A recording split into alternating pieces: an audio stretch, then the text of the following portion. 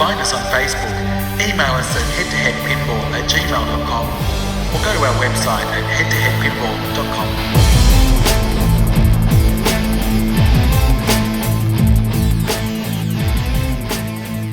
head2headpinball.com. Welcome everybody to the Head2Head Pinball Podcast. This is episode 25, and I'm Martin.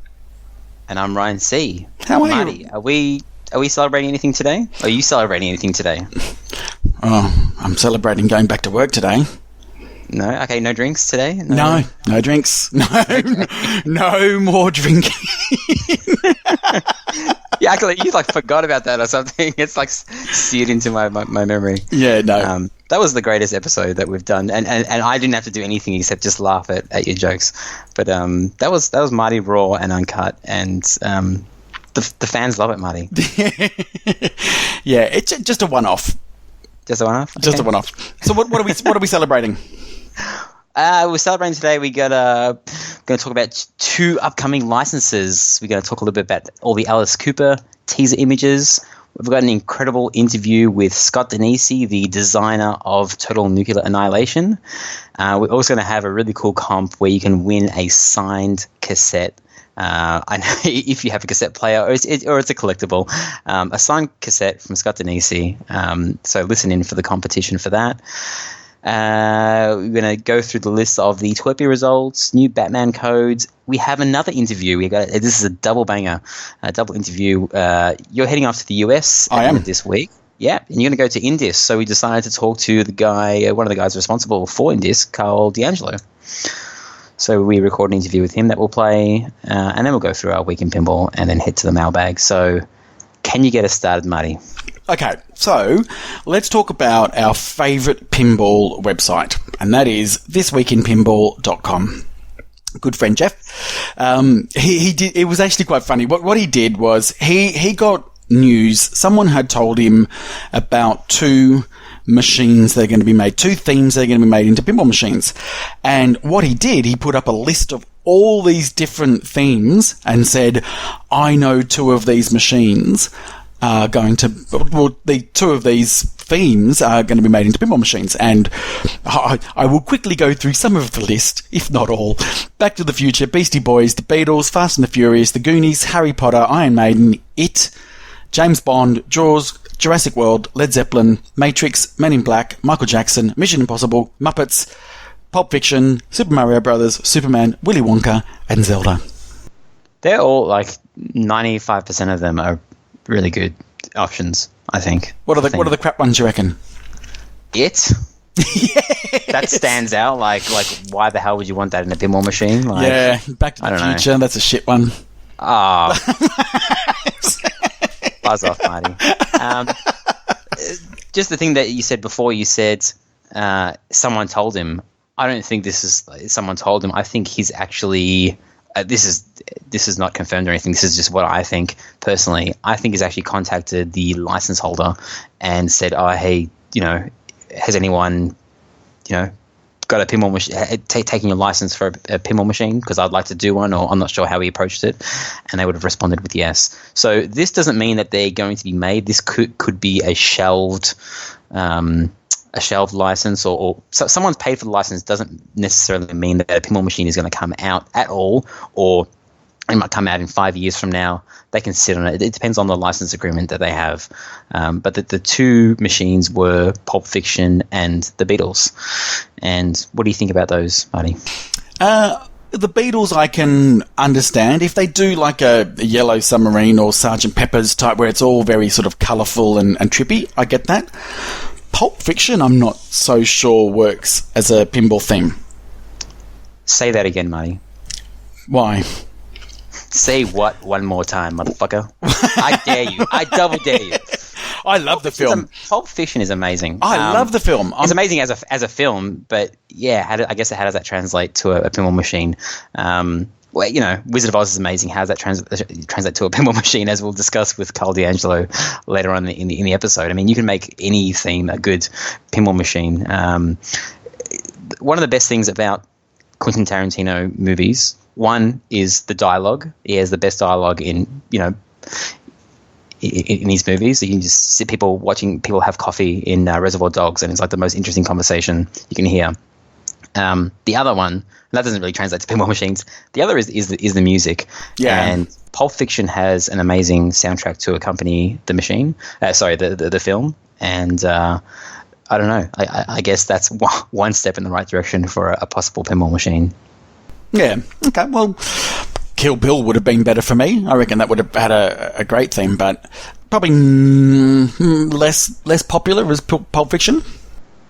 Kill Bill, I guess Kill Bill would be like a very linear game. You would think like the entire movie is about her having a kill list and progressing through that kill list until she gets to Bill.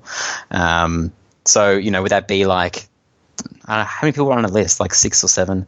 Would that be like each mode is something and Bill is the wizard mode? Yeah, could be. Yeah, you couldn't have a pin these days that linear. You'd have to mix it around, and you can't kill people in order. You can't kill Bill first. That's the Grand Wizard mode, right? Yeah, I know what you're saying about it. You don't want something that's so linear, but throw in some side mission sort of multi-balls, and you've got just about the majority of machines that are out at the moment. Really, if you think about Guardians of the Galaxy, for example, where it's got different modes, but it's got multi-balls as well. Yeah. I don't know. What does she do in between killing people, though? Like, I can't remember. I haven't watched Kill Bill in a while. But doesn't she just go from one to the other? I think so. I guess there's those long, drawn-out scenes where okay, that's right. There's long, drawn-out scenes where she's, like, getting the swords and meeting the Japanese dude. Yeah. Anyway, we're getting sidetracked here. Pulp Fiction. Beatles, to me... I was born in the 80s, so that was way past my time. I enjoy their music, but I wasn't raised in the era of Beatles, so there weren't people going crazy around me in the 80s for the Beatles. And I prefer my music to be a bit more hardcore when I'm playing pinball machines, and Beatles music is very, very kind of campy, and there are some fast songs, but they're mainly kind of...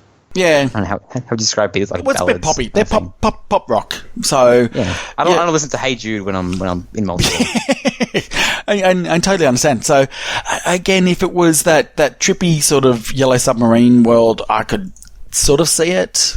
Sgt. Pepper as a 30-year-old, what Yellow Submarine wasn't? There's a song, and that was I think the name of an album. But what is Yellow Submarine as a theme? Like, what is this trippy colors thing? Did they make a movie or something? Yeah, they made a cartoon. Okay. So I encourage you to watch it.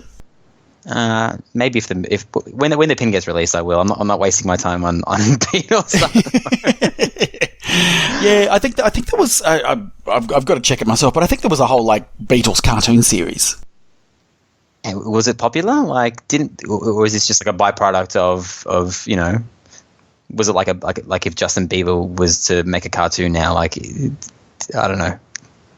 All I remember when I grew up was I used to see it a lot. Okay. So right. I'll have to do some more research if the pin comes out, but. I mean, I've watched Congo the movie, which is only because I played the pinball machine. I never would have watched Congo the movie if it wasn't for that. So I do my research when a pin comes out for it. Alice Cooper. We've been seeing some from Spooky Pinball. Yeah. Not out yet. We're still about, 2 months and a half of it getting revealed. They've been dropping some teasers. Yeah, they've shown a couple of pictures. It's hard to really work out what it is because they are quite close up of parts of the playfield, but good on them. From a marketing perspective, I think it's probably a good idea to kind of tease it leading up to it to generate some hype. But I'm at the stage now; I just want to kind of see it like, bam, it's done. Because people, they showed a picture of a ball and people were like, if you look at the angle from here, it's a upper player field and a lower player field. And when was the last time there was a player field with 3 and this and that? I'm like, I'll just see it when it's done. I know. And then I think they showed like a skull and people were like, it's going to shoot balls out of the mouth and the eyes. Okay. Is it? I don't know. It's just guesses. It's good for their marketing. It gets people talking about it. But as long as it doesn't set expectations too high, I'm not sure if that would be cool. I didn't read that it is the hole in the eye big enough for a ball? No, probably not. I think that the mouth is, but again, that's just what people are sort of saying. It's one of those wishful thinking, wouldn't it be cool if it did this?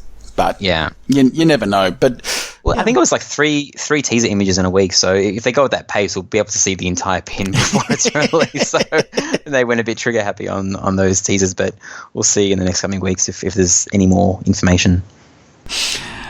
So speaking of spooky, yes, they've got a hit on their hand with Total Nuclear Annihilation.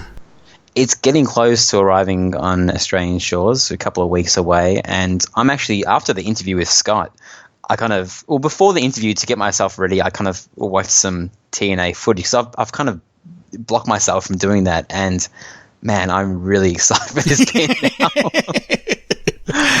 So am I.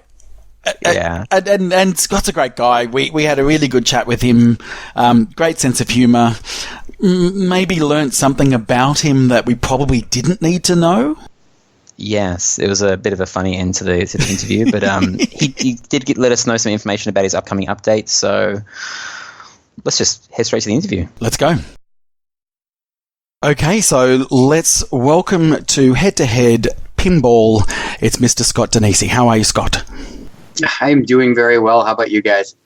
We're good. What's the weather like over there? I know it's pretty cold in a lot of parts of the US. Yeah, I'm gonna go ahead and let's go on to the next question. That's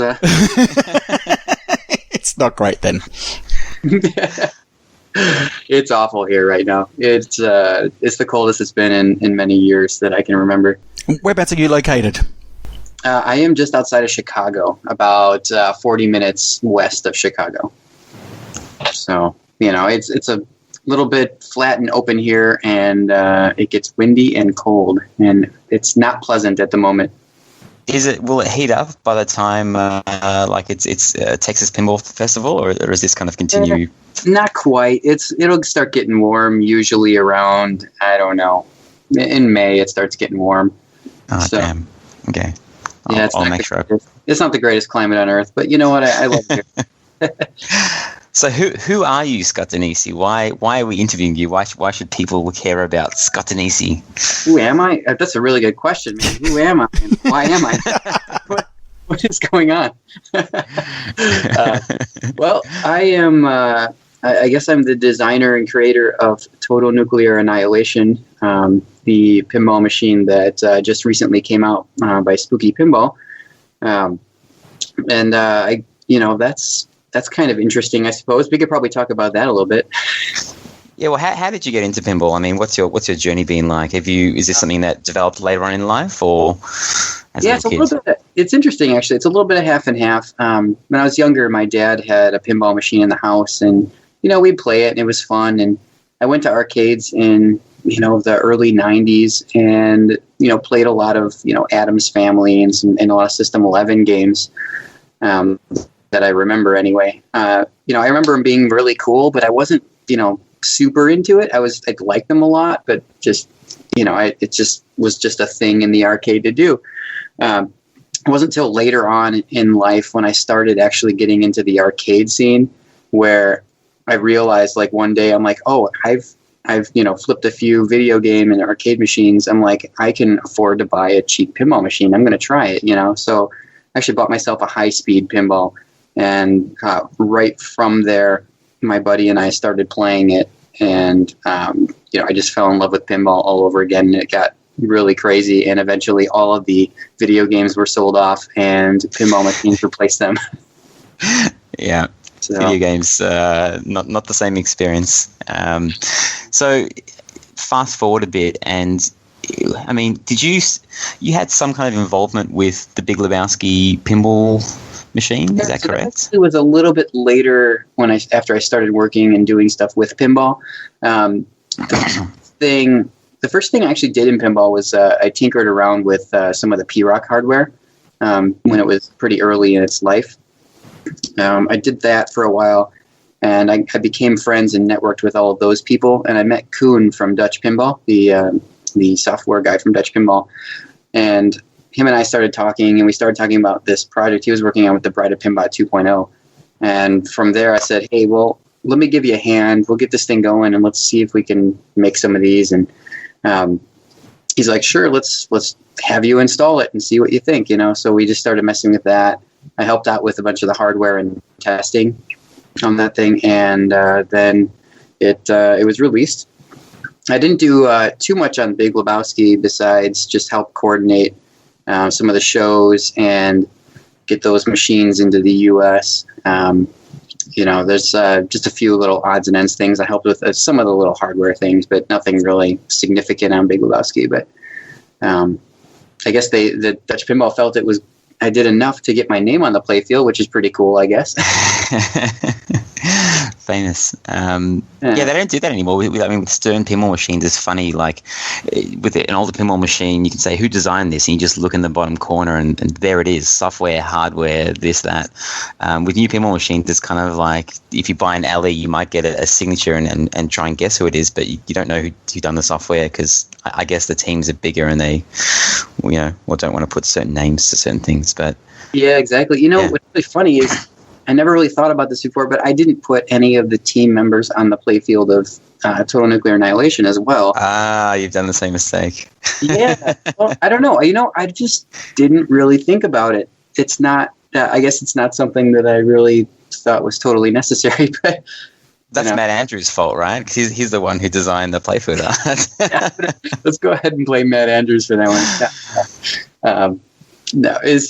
I love Matt, by the way. Like, that guy is just great. He is so talented; it's ridiculous. He definitely done a great job. Yeah, he blew me away with this artwork because I had an idea of what I wanted. I'm just an awful art director. Like, I didn't realize that until I tried to do it. And Matt was like, he's like, okay, let me gather some things and throw some stuff in front of you. He worked with me well, and he wasn't getting frustrated with the fact that I had no clue what I was doing. So he kind of corrected everything, and we ended up, when we were done with the final version of the art, we were both extremely happy with what came out. So just before we get on to Total Nuclear Annihilation, which obviously we really want to get onto, what sort of machines do you have in your collection?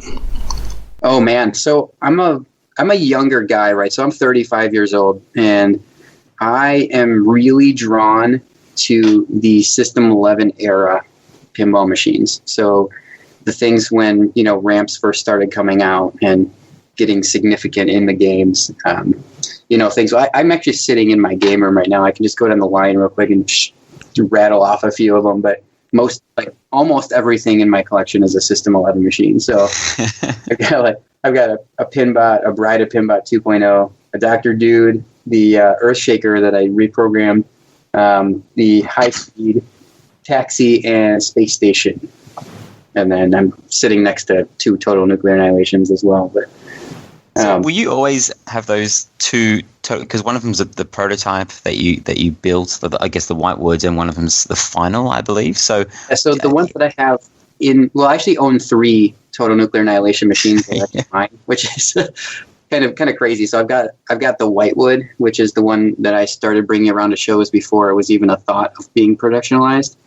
I've got the prototype, which is the one that I hand built, that has artwork on it and everything, that I gave over to Spooky to copy. And then I've got a production machine, which I did not turn a single screw in. It was assembled completely by Spooky and given to me. Is that a weird feeling to go from, like all the blood, sweat, and tears you put in, and then someone is able to just kind of do it all for you and hand it to you on a simple platter? It's really amazing, actually, to see that. I don't know. I can't really describe how cool that is, but it's neat to be able to see something that came out of your brain that you actually didn't have to put together. I really can't describe it, and you just kind of have to experience it. But it's very humbling, for sure. Yeah, I've mentioned it before. I think it was the Dead Flip stream where you were sort of playing the first production model, and throughout the stream you sort of almost had to sort of just slap yourself to go, oh my God, that is a machine that I didn't touch, but it's my machine. Yeah, it's really crazy to think about that, because I built one that looks almost identical to it, but this is not it. And when I lift the playfield and look at the wires, everything, the wires are routed completely different and better. And does it feel the same? No, it doesn't actually. My production machine has a much better playfield in it than my prototype and my whitewood, obviously. The whitewood playfield is actually made of Home Depot plywood, so it plays like junk now. I mean, I love that machine, but man, playing that as opposed to one of the production ones is really rough. Well, I was going to say, so going back to the beginning, then, when you, I know people have talked about before about you sort of creating this machine, not necessarily knowing that it was then going to go into production. But did you go into this knowing what sort of machine you wanted to build, or did it just evolve over time?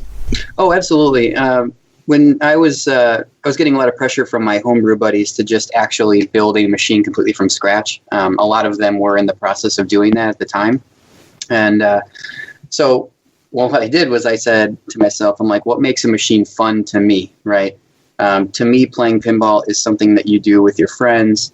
It should not last 45 minutes. It should be just straight up pinball fun, right? Where there's not too much on the play field, but there's like little ball capture gimmicks and, simple rules, but just making it just a very tough game so that it's, it just makes it more fun that way.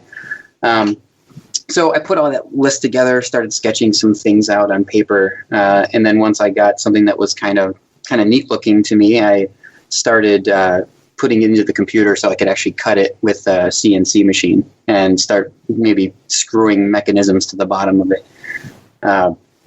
I think, though, going through that whole process, I did have a little bit of an upper hand because I do work as the engineer at Pinball Life.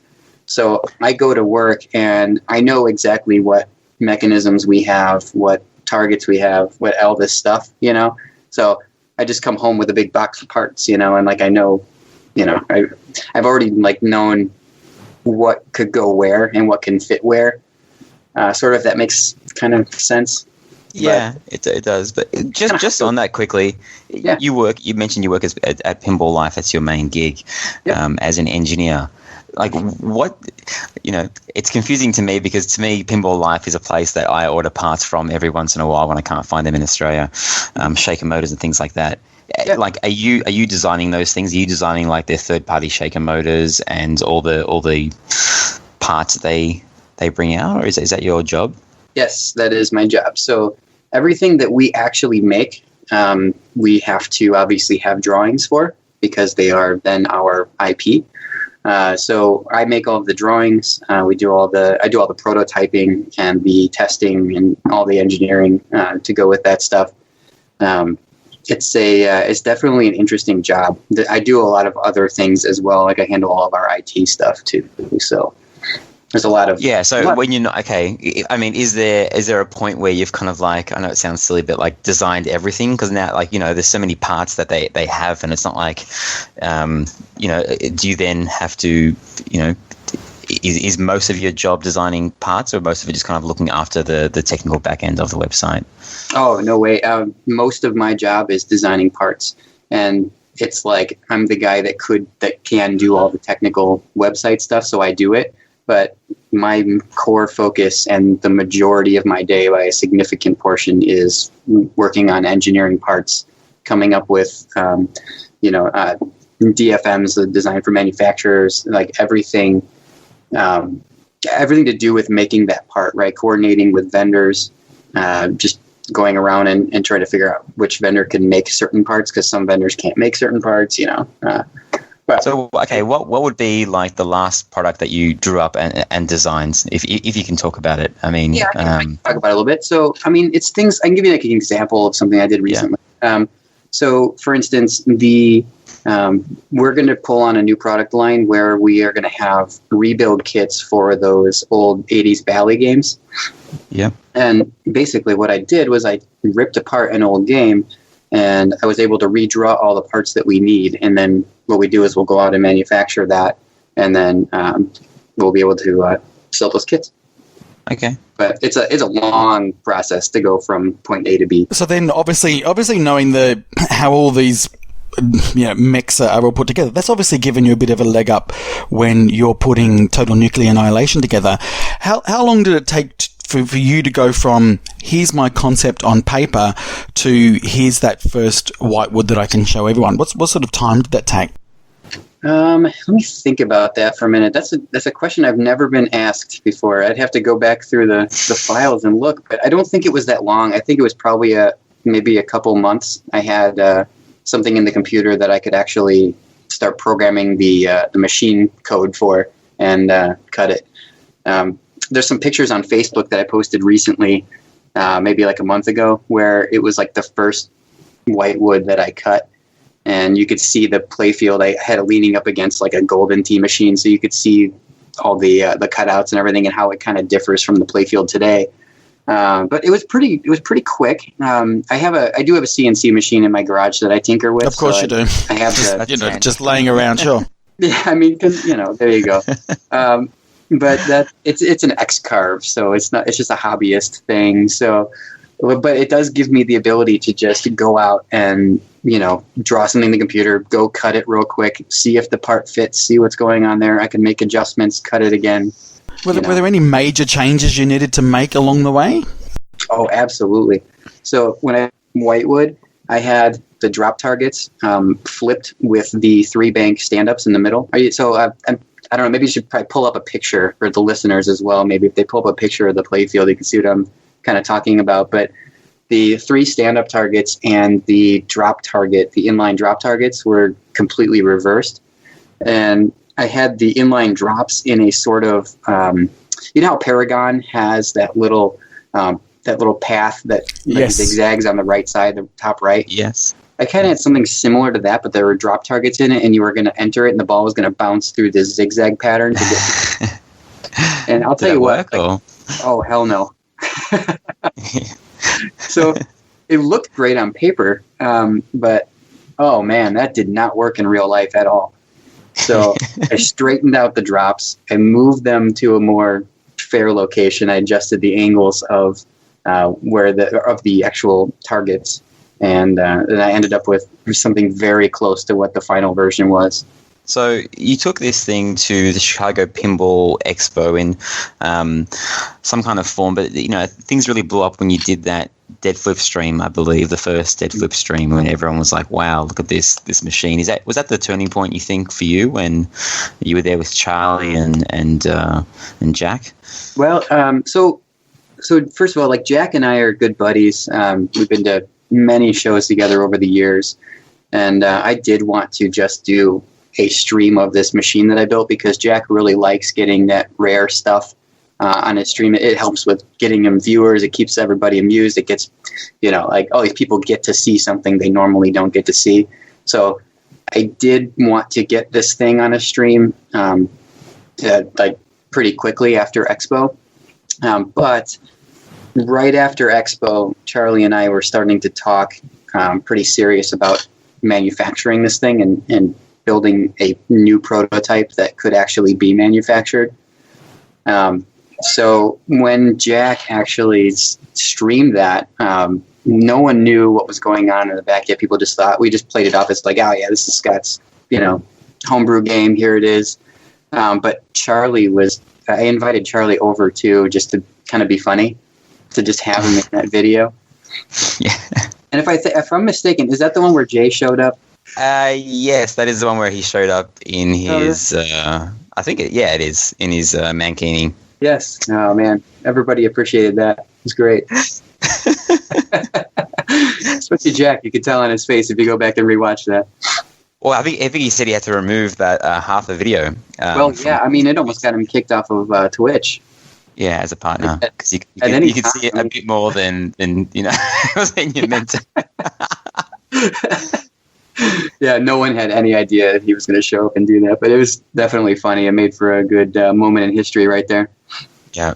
But yeah, so going on to that though, we streamed the game, and after we streamed it, it just got more and more traction. So people really just wanted to see more. So I think it wasn't even too long after that we did another stream, and really, people just kept wanting to see it. It was really cool and really interesting to me because I thought I didn't realize that somebody, all these people actually wanted to see and play this thing as much as they did. Well, so this is the thing, right? So you've pretty much built a machine for yourself, right? You built something that you like, the lights, the sound, the gameplay, all for yourself. When was that moment where you've gone, holy crap, this is really appealing to everybody else as well? Well, I'm still a little bit, I don't know, I guess I'm pretty modest about it. I don't think it's for everybody. It has far exceeded my expectations of people that would actually like it. I didn't think people would actually pay money, like actual real pinball new inbox money for something like this. But then it really, I guess people just really liked it way more than I thought. And I don't remember when. At one point, though, I'm just kind of like, holy crap, people really, there's a lot of people that like this thing. I mean, as of right now, I think the Spooky sales are over 250, somewhere like 260 or something like that, which is just totally crazy to me. The feedback that I was getting along the way was the first thing that everybody noticed was how much effort you'd put into the light show. I mean, this machine, like you're talking about System 11s, and I sort of look at it and think it's that mid-80s sort of Gottlieb sort of feel as well. But it's got this crazy modern light show. I mean, it's a flat playfield, but yet you've been able to make it look so much more than just a flat playfield. Yeah, that's it's mostly because of the fact that I've got full RGB, controlled RGB on everything. I mean, I even included the GI on it. I also, it wasn't the first time that's done either. I mean, Wizard of Oz had full RGB, but I was, I was kind of frustrated when I saw Wizard of Oz because I saw the technology that they had access to, right? The display was just amazing in that game. The RGB lights that were all over the place were just, it's amazing to me that they had that technology, but I don't think they quite utilized it correctly. To me, in my mind, I was like, hey, they overdid it. They used RGB for everything. And it was almost all the time it was just doing RGB stuff. So when you look at it and you play it, you're like, hey, that's cool. You look at it the first time, you're like, that's really neat. It looks great. That's cool. But, the more and more you play it, you just get really used to the fact that it's all RGB all over the place.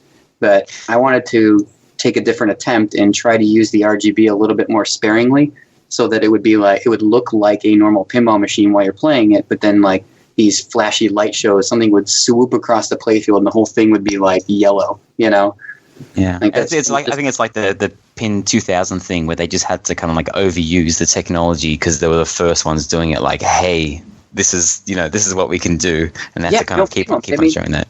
I don't know if I only came to that conclusion because I saw Wizard of Oz. I think if Total Nuclear Annihilation was the first full RGB game to exist, then I probably would have done the same thing. Probably would have been like, hey, look at all this cool stuff it can do. But I tried to scale back and use it only when it was really important. Well, then the second thing that I sort of then noticed, so first of all was the lighting. The second, and probably a major point we can come on to now, was the soundtrack, the music. In particular, when you sort of hear the beat, but as soon as you plunge the ball and then the track comes in, that was a real wow moment. And it's a wow moment for a lot of people. Yeah. I don't...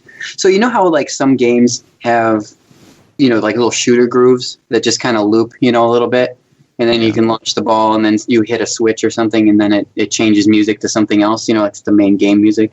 I don't have a good example of a game that does that off the top of my head, but I think a lot of them did. But I was like, hey, why don't...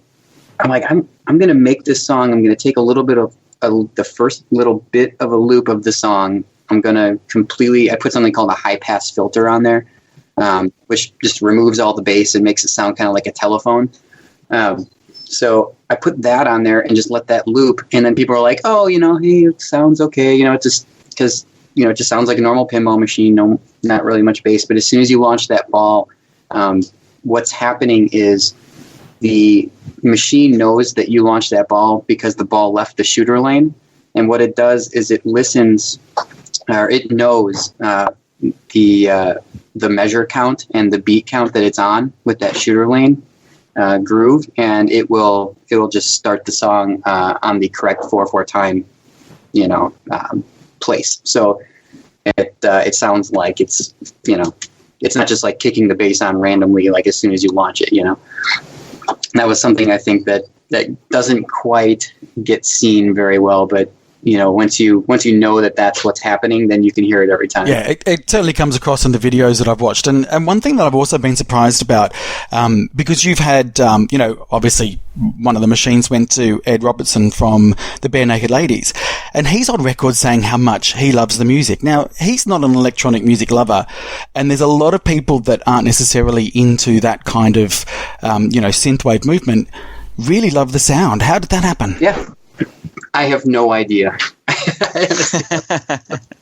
I think, the electronic music, there's such a wide range of styles of electronic music that I think some people automatically stereotype it as something that can be annoying, or, just like high-pitched noises all over the place and crazy bass that doesn't make any sense. But if you take some genres of electronic music and kind of slow them down and make them not really offensive to normal people, it will, I don't know, I guess it's more engaging, I guess, because, they're like, oh, this is electronic music and it's kind of dancey, but it's not offensive, A lot of people think like dubstep is offensive. Yeah. But I guess it's probably because it is relating to a pinball machine of, we're saying it's sort of a throwback to that era where, Gottlieb in particular, and also, Williams at the time, they played electronic soundtracks of the time.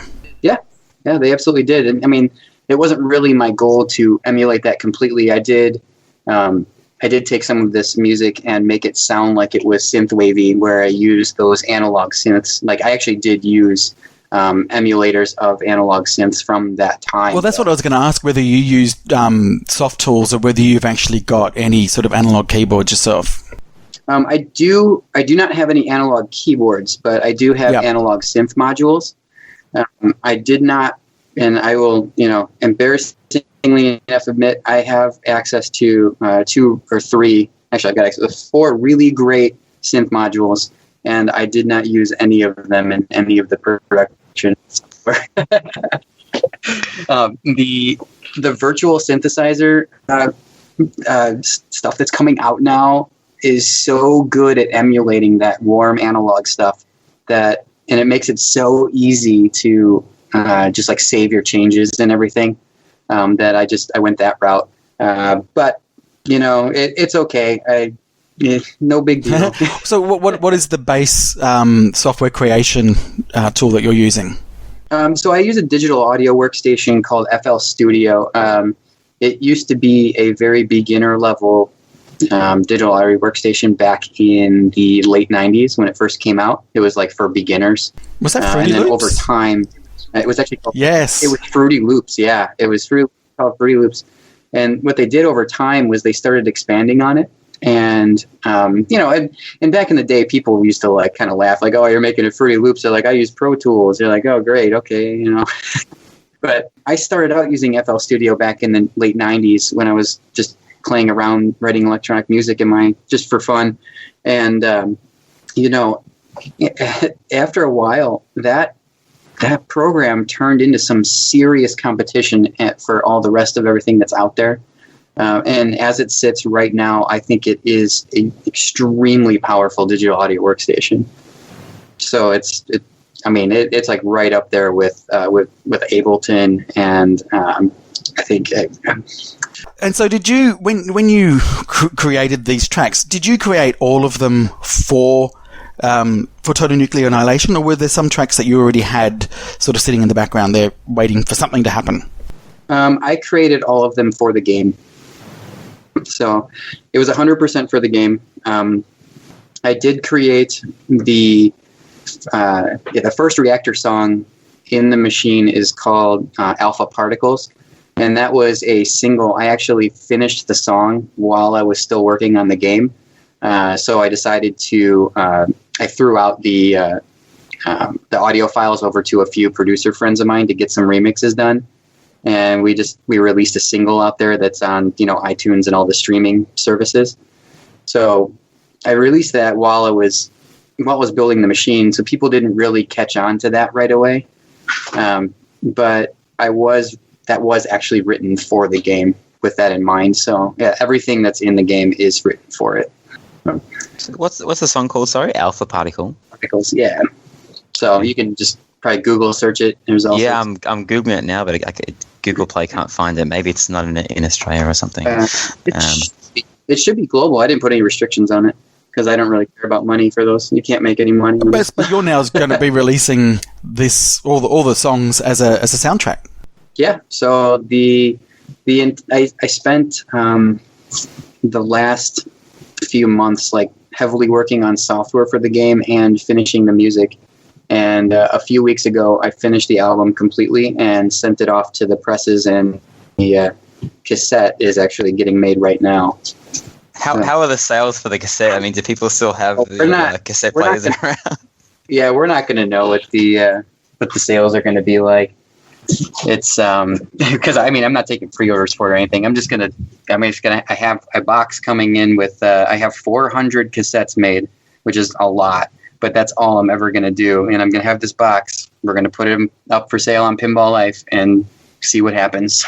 You know how to make them sell out pretty quickly. Just put an LE number on them, one of, and individually sign them all. We have to make a video. Collector's item.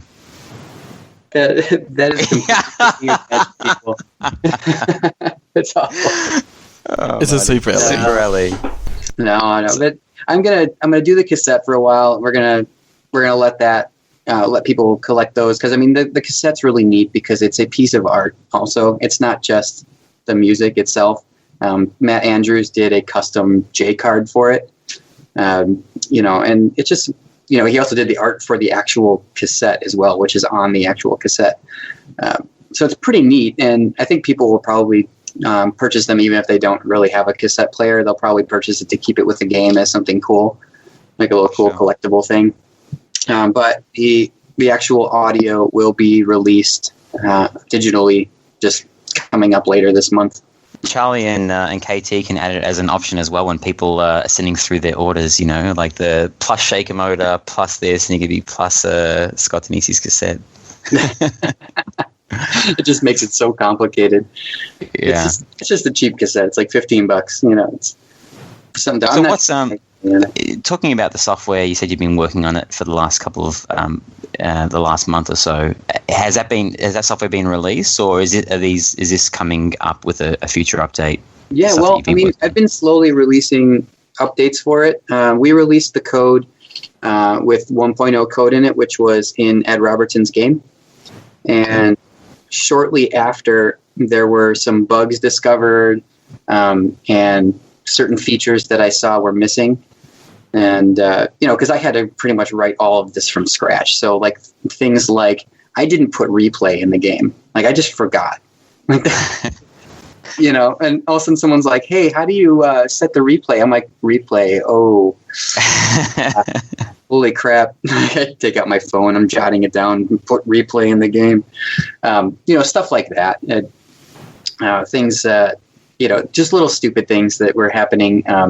Because once you have more games built and more people playing them, since every game is slightly different, like in terms of how it's pitched or how it's leveled or, just how the coils are assembled. Sorry about the noise, guys. My dogs are playing with each other in the background. But every game is slightly different. So there are things like the balls were not coming out of the drop targets all the time when they would release because it would kind of kick it back because the game wasn't leveled properly or something. So, what is the level? Is it like a 6 point? Is it played best at 6.5 degrees, or are people cranking this up? It's 6.5. Some people have them a little bit less steep, and I think that's why the drop targets they were coming back. The drop target would drop down, letting a ball release from behind it. And the way the target is shaped in the back, it actually kicks the ball backward a little bit. And if the ball doesn't come back forward fast enough, the drop target pops back up thinking it passed through and it didn't. So there was stuff like that early on that I had to deal with. Are the flipper angles kind of slightly more shallow than like a modern Stern game, for example? Like, do they not? Are the plunger linkers? I think not linker. The plunger assembly are they longer, or the call stop longer to stop a higher angle, or is it the same? No, they're not actually. They're exactly the same. So okay, they're exactly the same as the Williams angles, the Stern angles, and they're also running WPC flipper mechs. Everything is running the best stuff that Pinball Life had mechanism wise. This stuff is because I got to choose it all, which is kind of neat. So yeah, everything is very standard. It's all just standard parts. Like if you break anything on this machine, you can easily replace anything. It's That's pretty awesome. Yeah. Me and Martin haven't played it yet. I had a chance to play it, but I was so overwhelmed when I was in Chicago last year that when someone told me that it was there, I was like, I didn't even see it. Must have been hiding it somewhere. But the Australian batch are on a boat now and currently sailing the seas to make their way here. So we look forward to playing it. Let's talk about the future a little bit. I mean, sure. I know you're still working on the pin, but the question that everyone, I guess, has is this something that you would do again? And, do you have plans on perhaps, sketching up some drawings for another pinball machine? Well, I mean, not right this second. I do still need to focus on this one. The software I do want to make sure is like really solid. I do have an update that I'm working on right now. If I can derail back to the software real quick, but I'll come back to the future machines in a minute. But the software right now that I'm working on is taking up a bunch of my time. It's I'm actually putting all the remastered music into the game. So when I went and finished all the music for this game, I actually remastered everything and I changed a bunch of things in the music to make it better. So I'm turning that into game loops, and I'm going to put those back into the game for an update. And then I also added some really cool little features, like new gameplay features that people really weren't expecting. So that's going to be kind of fun. Okay, that's interesting. Any hints, any exclusive information for us? Or does it have to be a surprise? I mean, it's not really a surprise, to tell you the truth, but I added the ability to get an add-a-ball in multi-ball. So right now there are 4 balls in the machine that are sitting in the trough, and the maximum balls you can have in a multi-ball is 3 right now, because you lock 2 in the locks, and then you take the third one and you bust the locks open, and that gives you a 3-ball multi-ball. But there's something you can do to actually add another ball into play, and the reason that that's significant is because all the scoring when you're playing is everything is multiplied times the amount of balls that you have in play. So there aren't many games that do that, and I always thought that it's such an important thing because it's so much harder to, a lot of people just get down to 2 balls and they just can put 1 ball, resting up on the flipper and then just shoot jackpots all day. But yeah, that's not that fun to me. Like everything in the game. Like everything, I'm talking everything is multiplied. Like the jackpots are multiplied. The the reactor destruction values are multiplied. The just everything. Like if you hit the pop bumper and it gives you like 100 points, like that's multiplied out. So that's it's just a really good feature that hasn't really been done too much since like the 80s. I mean, that happened a lot with older games. They had, that playfield multiplier where it was just based on how many balls were in play. But adding that 4x multiplier is going to be pretty significant, because if you can get 4 balls in play and get control and blow up a reactor, you can really you could just dominate the other players with that. I mean, that can get really out of hand fast. Yeah. So that's awesome, man. When can we expect this update? Is it weeks away, months away? It's probably just, I don't know, maybe a month away.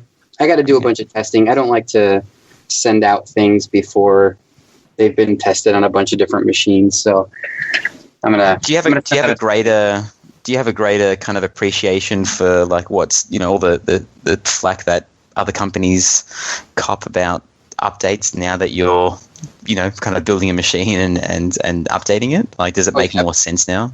Oh yeah, big time. I mean, it always kind of made sense to me because I come from a programming background. But the people really don't give anyone a break. I remember when Stern released that KISS code update, and it was really cool because it was like, hey, we went out of our way.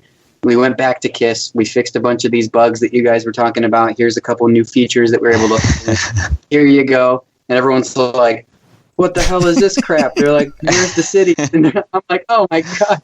It hurt my brain to read that because it was just it lasted about one day before people started up the where's the code again. I know. I'm like, Stern worked so hard, and they're doing such a service to going back and fixing it. Normal, they're not obligated to go back and fix little things like that. I mean, the game's fine. It earns fine. It's they went back and did that. People were just like, nah, where's the rest of this? Where's that?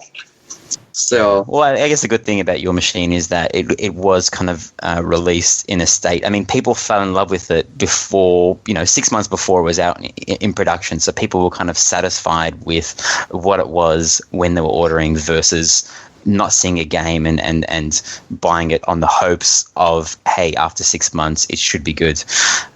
So I guess that's the big difference between your pin and others on the market. But just a little side note, we ran, I'm sure you know about the Twippies, the best of awards that Jeff's running on This Week in Pinball. As a bit of a joke, and because we didn't do it before, we did the Twerpies, which is a vote for the worst stuff in pinball. Oh, cool. I'm here to tell you, that you have all the votes together was 1,220 votes. Not individual votes. That's just kind of all up. And Total Nuclear Annihilation received the least amount of votes out of every single pin that was there. So you have the least hated pinball machine. Congratulations. Yeah. That's worth something, right? That is really something. I don't know why. There are definitely a bunch of people that don't like it, though. I mean, it's well, yeah. You still have 47 votes. So there's 47 people that think that TNA was the worst in something, and you can't. I'm sure you've realized you can't please everyone, right? No, of course. But you know what, though? If nobody hates what I'm doing, that I must be doing something wrong. We'll send you your award in the mail. The least hated pin of 2017. It's just a printout on a piece of paper showing yeah, we don't have enough money for we don't have any sponsors, so you know what, you can just email it, it's fine. I just email you the text. But another question, sorry, I wanted to ask you, Scott. Sorry, Marty, I know you're not getting any questions in. Besides your own pin, if someone was to say, here you go, Scott, I'm giving you a pinball machine that was released in 2017 for 6 months, so you can't resell it. It's just on lend. Which one would you choose out of, say, Star Wars, Jetsons, Alien, Guardians, Aerosmith, Batman, a P3 system, or dialed in? Oh man, that's really tough. Well, I am partial to the P3 system because I really want to develop something on it, to play around with it. I don't think I ever. I don't know if I ever will or not, but that intrigues me a lot. So that's a real tough question because there's also other things that I really want to play and get my hands on, and I have not had much time on Dialed In. I've only played probably 20 games on it, maybe. Okay. So I'd like to see that a little bit more. All the new Sterns we do end up getting at work, though. So I've played a lot of Guardians, a lot of Aerosmith, Star Wars. I played a bunch, but Dialed In's interesting to me. I'll tell you what, though. I mean, I'm really biased here, but I really want to get some time on Pirates of the Caribbean, the New Jersey Jack one, just because my buddy Eric made it, and it's I really respect the guy, and I want to see what he did. Yeah, well, are you going to TPF in March? I will be at TPF, yes. Okay, yeah. I mean, I'm guessing by then they should have the final production model there, so awesome. I guess you can play dollar games on Pirates with Eric. Absolutely, only for coins though, golden sacks. I know you said you're still focusing on Total Nuclear Annihilation and probably not thinking forward. But let's just say you were to make a new machine. Would you still continue with that sort of old school sort of layout, or would you try to do a modern design? Oh, I'd probably modern it up a little bit. I mean, this was a real risky thing to do, and I think that I got lucky with this table here. I think it's. I don't know if you could make another single level playfield like this and make it more interesting, I guess. I mean, I don't think I can make it more interesting than what I did already. I threw everything I had at this. So that also scares me if I were to make another game. Could I make something as interesting as this? But if you modern it up a little bit, throw a couple ramps on there and do some cool licensed theme or something, I'm sure it could do well. Well, Deeproot are looking for designers. Yeah, if I'm gonna do anything, it's gonna be with Spooky. It's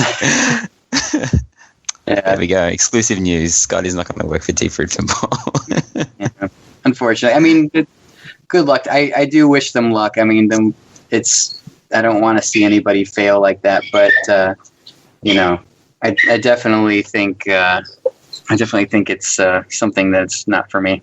So, all right, just quickly before we go, a dollar game is everyone puts $1 on the pinball machine, and then does everyone then pay $1 or whatever it costs to play the machine, and then whoever wins takes all the money? So basically, for dollar games, what we do, we usually don't ever really play them on location. So we're usually playing them at our friends' houses to just kind of spice up the whole, competition of the thing. When you're playing for no money, you're just kind of like, whatever, here, I'll just play, no big deal, But when you actually have your money on the line, it's just a whole different mindset, So each player will come in, throw $1 down on the glass, and we'll all play like a 4-player game, or if you're playing Baywatch, a 6-player game or whatever, which is a little bit too much, by the way. And the person who wins obviously just takes everything. So you can win up $3. In Australia, we have $1 coins and $2 coins. You guys have $1 notes. So are you putting down like 4 quarters? Well, we do also have $1 coins. Yeah, we do. They tried to. I think they tried to do it in 2000. They tried to put a bunch of these into circulation, and I think they were contemplating getting away from the notes, but it just didn't quite work. I don't know what's wrong with Americans and not wanting dollar coins. It would save the government a lot of money. So they're still in circulation. They're still in circulation, and you can get them from the bank still. They are old, though. I mean, all the dates on them are pretty old. I don't know if they're still minting them, but you can still get them, and we use them for betting. And I've got an official kangaroo nutsack coin purse. Of course. And this came from Australia. I think the only Americans buy these things. Yep. But you can't get them in the States. But this is where I keep my golden sacks in my Kang sack. What is a nutsack? What the hell? What is it, like? Is it literally a kangaroo scrotum? It's literally a kangaroo scrotum that has been tanned and leathered. And it's got a little... Well, just type it on the internet. Go on the internet. I don't know whether I want to. It's totally fine. It's a kangaroo scrotum coin purse. We'll have it in the show notes. Yeah, exactly. And you know what? I mean, you have to get them from Australia too. I mean, my buddy brought this back for me because you can either get them on eBay and shipped from Australia, or you have to go there and get one in the airport or some other tourist trap where Americans go. So, Yeah, it is a tourist trap, because I can tell you that no one that I know in the 33 years I've been alive has a kangaroo nutsack. And I'll tell you what, though, I love this thing, man. Tourist trap, it's amazing. Don't you think it's a bit weird that you have a scrotum sack from an animal, like just you carry it around to keep your stuff? It's so weird. Where else am I going to keep the coins? They're going to scratch my cell phone. Does it have? Okay. Does it have the two balls at the end, or is it? No. It's just you gotta go look it up. Just type. I'm looking. You can get a single or a double ball pouch. A single or a double? What are you talking about? A single or a double? You can see. Some of them look like there's two balls at the end. They cut them in a certain way. Oh no, this doesn't. No, there's just no seams in it. It's like a. Marty, there's no seams. Scott Danesi has an authentic, one of a kind. They just cut off the sack and gave it to. He's got a kangaroo ball bag. Yeah. Nice. Oh, God. Awesome. All right. So, on that note, we've peaked now. absolutely. Okay. Thank you, Scott, for coming on the show. We definitely appreciate your time, and we wish you all this. You guys say you were going to be at TPF this year? Are you coming, Marty? I'm going. No, I'm not going. I'm going to Indisc in a couple of weeks, so that'll be my US trip. All right. Well, if we meet up, we'll play a dollar game. I've got some coins. Are you bringing the sack? Yep. Oh yeah. I'm gonna play you in Australian coins. I'll bring some Australian $1 coins, and you can see if you can win them off me. So just on that, I've heard that at Indisc, TNA is one of the machines there, so I get to play that in just over a week. So I'm looking forward to that. Really? Where is that now? I don't even know if I'm familiar. So it's Never Drains in Southern California. So this is at the Museum of Pinball in Banning in California. Oh, that's great. Yeah, so I get to play it. So, Marty will get to play it in a week. I'll get to play it in 3 or 4 weeks when the shipment comes down here to Australia. And, we look forward to TNA breaking the spooky record of 300 pins that Rob Zombie set. And just keep on shooting on through there, and let's see how many you can sell. And so if people want more information, where do they go, Scott? You can contact KT at spookypinball.com for more information. If you want to know about, if you want to see pictures of when I was building the initial Whitewood, you can go to scottdanesi.com, and there's some old blog posts in there that I've got showing, the whole process that I did. It's pretty interesting, but people could find me too on Facebook and reach out to me. I don't mind talking to people, so it's all good as long as I have time, of course. Awesome. All right, Scott. Thanks for joining us. Thanks, mate. No problem, guys. Pleasure. See ya. Oh, so a kangaroo's ball bag. Should I buy one and bring one to the US and say this is who wants a kangaroo's testicle? Well, guys, gut it out. I've got 4 more days left in Australia before I head to the States and go to Indisc.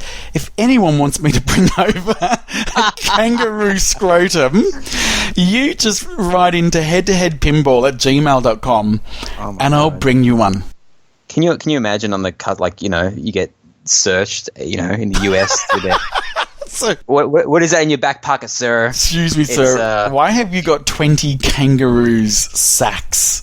I mean, that'd be a bit of a worry if 20 people want me to bring over a kangaroo's testicle sack. Yeah, if you do, Marty's a nice guy. So the competition, Marty. Yes. We talked. This interview was we recorded it pretty early on in the week. A couple of days later, the cassette, the Total Nuclear Annihilation cassette. It sounds weird saying cassette. It's not in my daily vocabulary. I feel like I'm saying the wrong words. It's now available to buy from Pinball Life. We'll link that in the show notes. I'm getting one myself. Shipping is a lot through Pinball Life internationally. For some reason, it's $46 US. So it would cost me $80 Australian to buy the cassette. But most of it is shipping. But luckily, we've got another way to get it down. Scott's going to help me out with that. So how does one of our listeners, one of our loyal listeners, win a cassette tape? Well, again, it's awesome that he's releasing it on cassette, which is obviously fitting with the machine and its throwback. But, oh God, working with cassettes and growing up with cassettes, they were great, and it's all you had. But every once in a while, the magnetic tape inside the cassette would sometimes get a little bit tangled, or you know, even early days, you didn't necessarily even have machines that had fast rewinding or forwarding. So you actually had to use implements to wind these things back. And one of them that we used was a pencil or a pen. Yes, that's what I used. But to win this interview... Win this cassette? Win this cassette. Sorry, I'm allergic to saying the word cassette. I know. How do they do it, Money? So all you need to do is write into head2headpinball@gmail.com and tell us whatever device that you've used to wind a cassette. That is not a pen or a pencil. Okay. I'm trying to think of something else, but I can't think of anything. Unusual the better, and we'll read them out, and we will then randomly draw somebody to win this cassette. So this is just no ordinary cassette. This is going to be signed by Scott Danesi himself, the man, the myth, the legend. Right? This is going to be the super LE. We joked about the Super LE. We've created the Super LE, and we might be able to get him to write a personal message to you. No promises, but yeah, send this in your answer, and we'll do the best we can. One thing I thought about after the interview is, when a machine gets designed, say Ghostbusters, for example, someone did the art. It's amazing. Someone did the layout. Someone did the rules. Someone did the sound. Someone did the DMD animations. Besides the art, Scott really has done pretty much everything. All of it, yeah. Yeah, and I know a lot of people say, well, okay, yeah, I've made homebrew games before, and I did everything as well. Like that's the definition of a homebrew game. Yeah, but this is now being commercially sold, and it's doing well. It's out on location. It's it's reliable. It really is. People bang on about it all the time, but it really is an amazing accomplishment that besides art, this guy knows how to design the geometry of a pinball machine, make it sound damn good, make the rules good, put everything together himself, CNC the machine. We'll be talking about it for years. It's an amazing compliment, and we can't wait to play it. And there was obviously many interesting things that Scott spoke about, but one thing that I found quite fascinating was that when we asked the question, when you then played the machine that Spooky built, did it feel differently? And he went, yeah, absolutely, it just felt different. Yeah. Well, he said it's faster and better. So yeah. Anyway, this weekend. In the US, I have no idea what state it was in. I'm guessing somewhere near New York. There's a lot of New Yorkers there. They had MagFest 2018. What is MagFest? I have no idea. I'm only reporting on this because I saw some funny stuff on Steve Bowden's But the winner, Marty? So the winner was Robert DeStasio. Congratulations to him, whoever he is.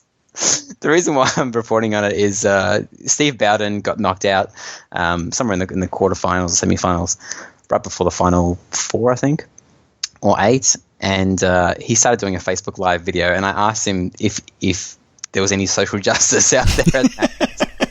And he walked around looking for social justice, but alas, he couldn't find any.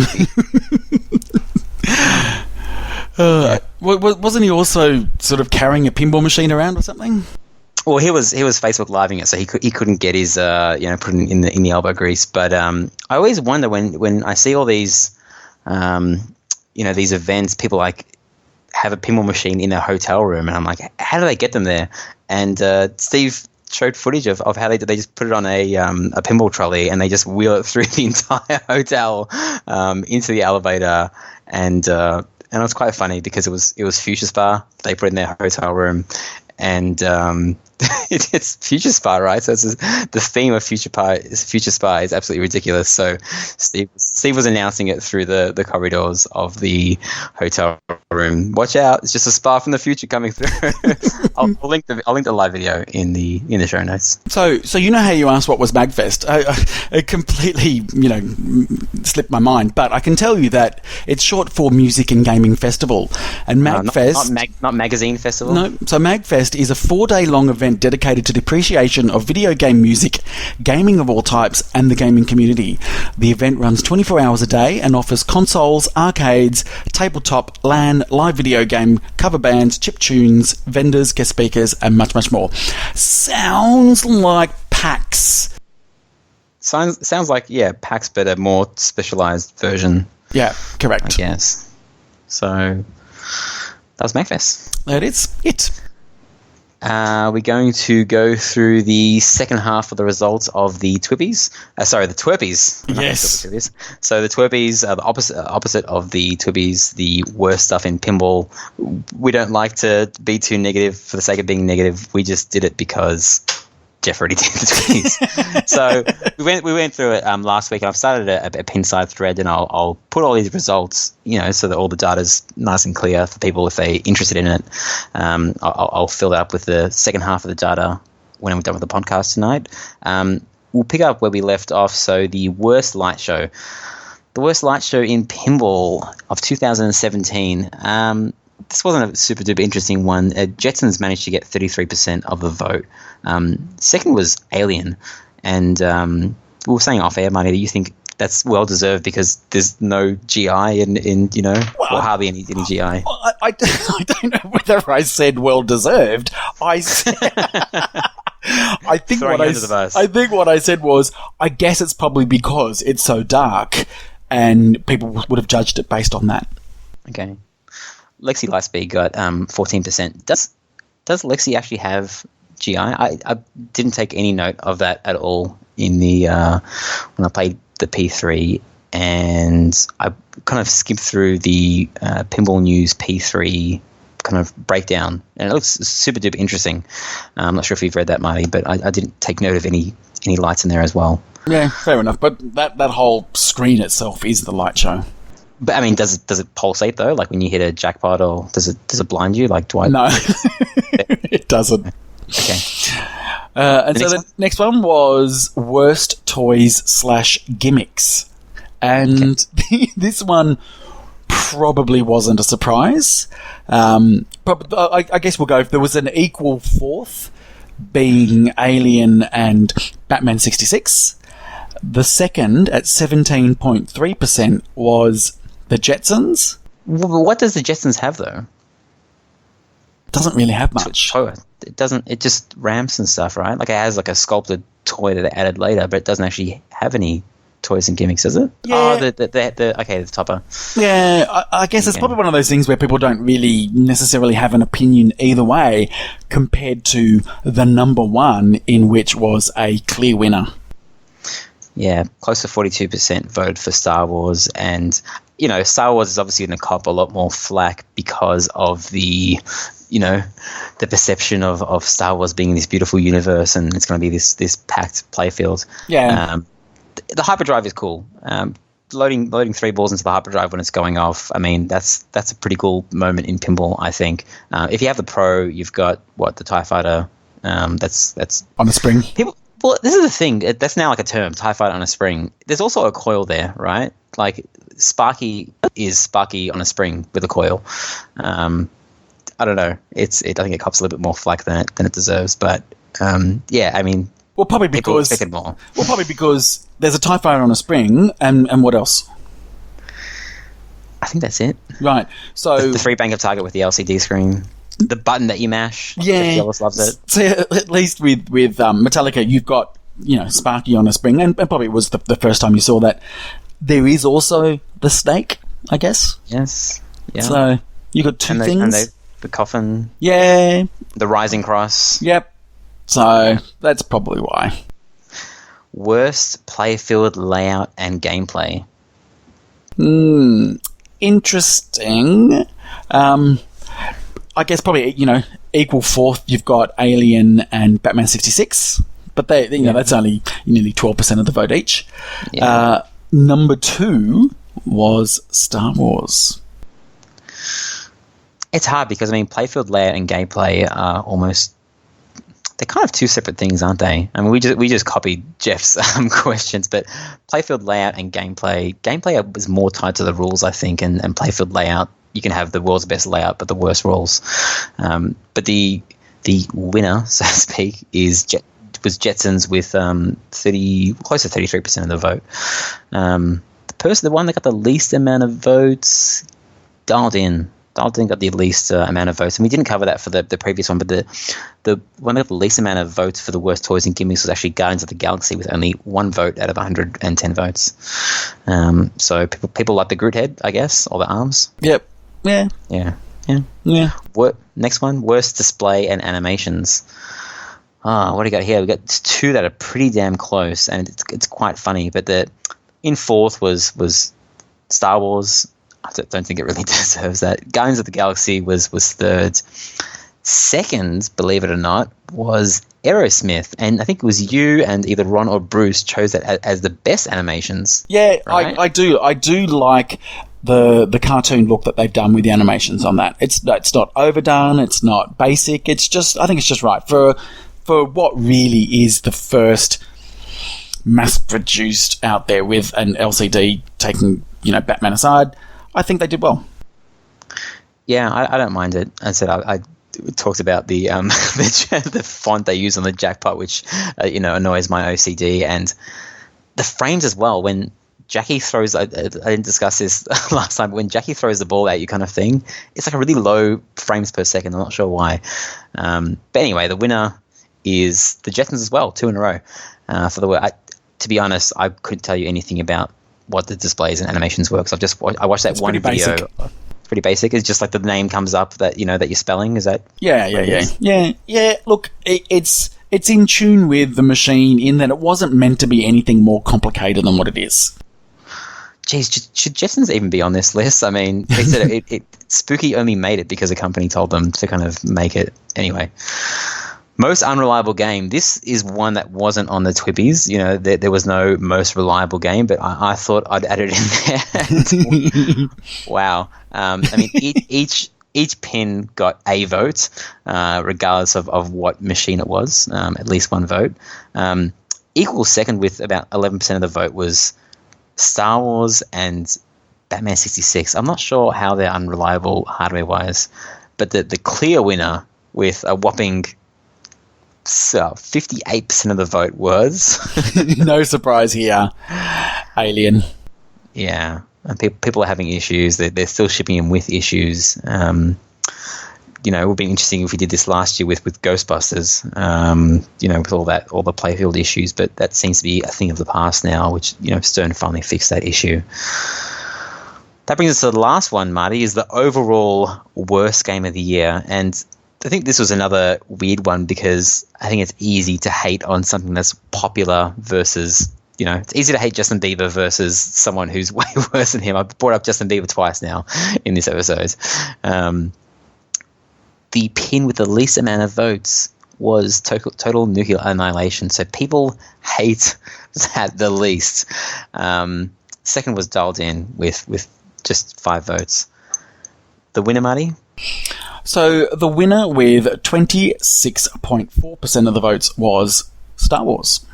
Yeah, I don't agree with that personally, but I guess it's, the worst game of the year. People have possibly done it as the most disappointed compared to their expectations, right? There's no way that Star Wars, if you got a choice of 9 of those pinball machines for free, I doubt most people would choose Star Wars as the last machine out of those 9. Well, a relatively close second to that was the Jetsons with, nearly 23%. Star Wars is a better game than the Jetsons. Yeah, 100%. Batman 66 came third, and there's no way this is the thing that, there's something that we can learn from this is, I think the initial stigma that is created when a pinball machine doesn't receive the support that people think it deserves. People carry that for a long time. People think that Batman sucks in all these different categories that it probably doesn't suck in right now, but because it did for a long time, people say, well, okay, just because the Batman is okay now, people had it for 11 months in a sucky code state, so it deserves the worst game of the year. Yeah. Well, yeah. As I said, it's one of these things. People have emotions and they vote usually with emotions. And I think what you're saying is it's not necessarily the worst game, but it's probably the biggest disappointing game.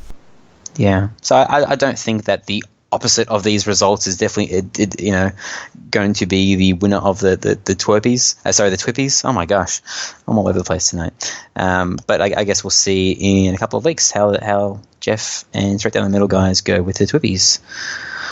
Well, so speaking of which, yes, there is new bat code.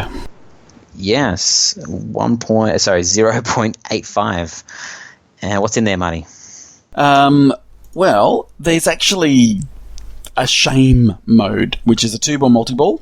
I don't know what shame is that mode. like where someone rings a bell and says shame. There you go. Is that what it is? Is that a Game of Thrones reference? Yeah, it is. It is awesome. I was just chucking it in there. Yep. They added a Mad Hatter mode, and then there's from Alice in Wonderland. Could be. Then, there's a fix here, a fix there, rebalancing there, change some clips, blah, blah, blah. I actually got to play, the day before that was released, I actually got to play 0.84 code. And so I haven't played Batman 66 for probably 6 months. And so this was the first time I got to play it with, obviously, relatively new code. I mean, that came out on the 6th of December. And it is a vastly improved game, I've got to say. Where did you play it? Is this the one on site? This is the one on site in Southland. I think it's called Playtime. Okay. And yeah, is this the one that's $3 a game? No, it's $2 a game. Okay. And I managed to get to the villain escape, so I got to all the villains and then had the villain escape mode and just squandered it, just lost it because I didn't know what I was doing. I had never been to it before. I hadn't played this game, but. I mean, it's still got the same sort of premise in that you hit the same shots to light the villain, and then you go battling into them, and then you continue. You now get the choice to continue or cash it in, which is cool. But the light show is better. It is a bit more interactive than it used to be. Like you kind of know what to do because it's actually telling you what to do. Yeah, I think I read that one of the big differences with this code as well is when you get into the second level of that villain mode, when you choose to continue, there are all new clips that play now. It's not the same clip over and over again, regardless of which level you're on. So, yeah, I'm yet to play one. I did talk to someone who has a Batman, and I joked around and said, because he came to the party, Melbourne Chaos in Melbourne City, and he said his wife liked my Metallica, and I said, you can have it if you want for a little while if you give me a Batman, and he's like, oh yeah, sure, we can organize that later on. So I may have lined up a possibly, when it comes time to do it, he'll probably say, no way, I'm going to move this thing, this is my baby, when it gets to 1.0 code. But I'd love to have a Batman in the house for a little while to give it a whirl, because I can't go on site and really get into a game. I know a lot of people, that's their interaction with pinball machines is to play it at a friend's house or play it on site. But I need to have it in my house to get intimate with the machine. That's how I learn. Well, how to play pinball. Okay. So the interesting thing about this, and we've mentioned this a number of times since we've been doing this podcast, and that is about whether a code update can really turn a machine around, because when this machine came out, it was just absolutely panned, and we talked about the fact that when Walking Dead finally got that really good code, it completely changed the machine, and everyone went from hating it to love it.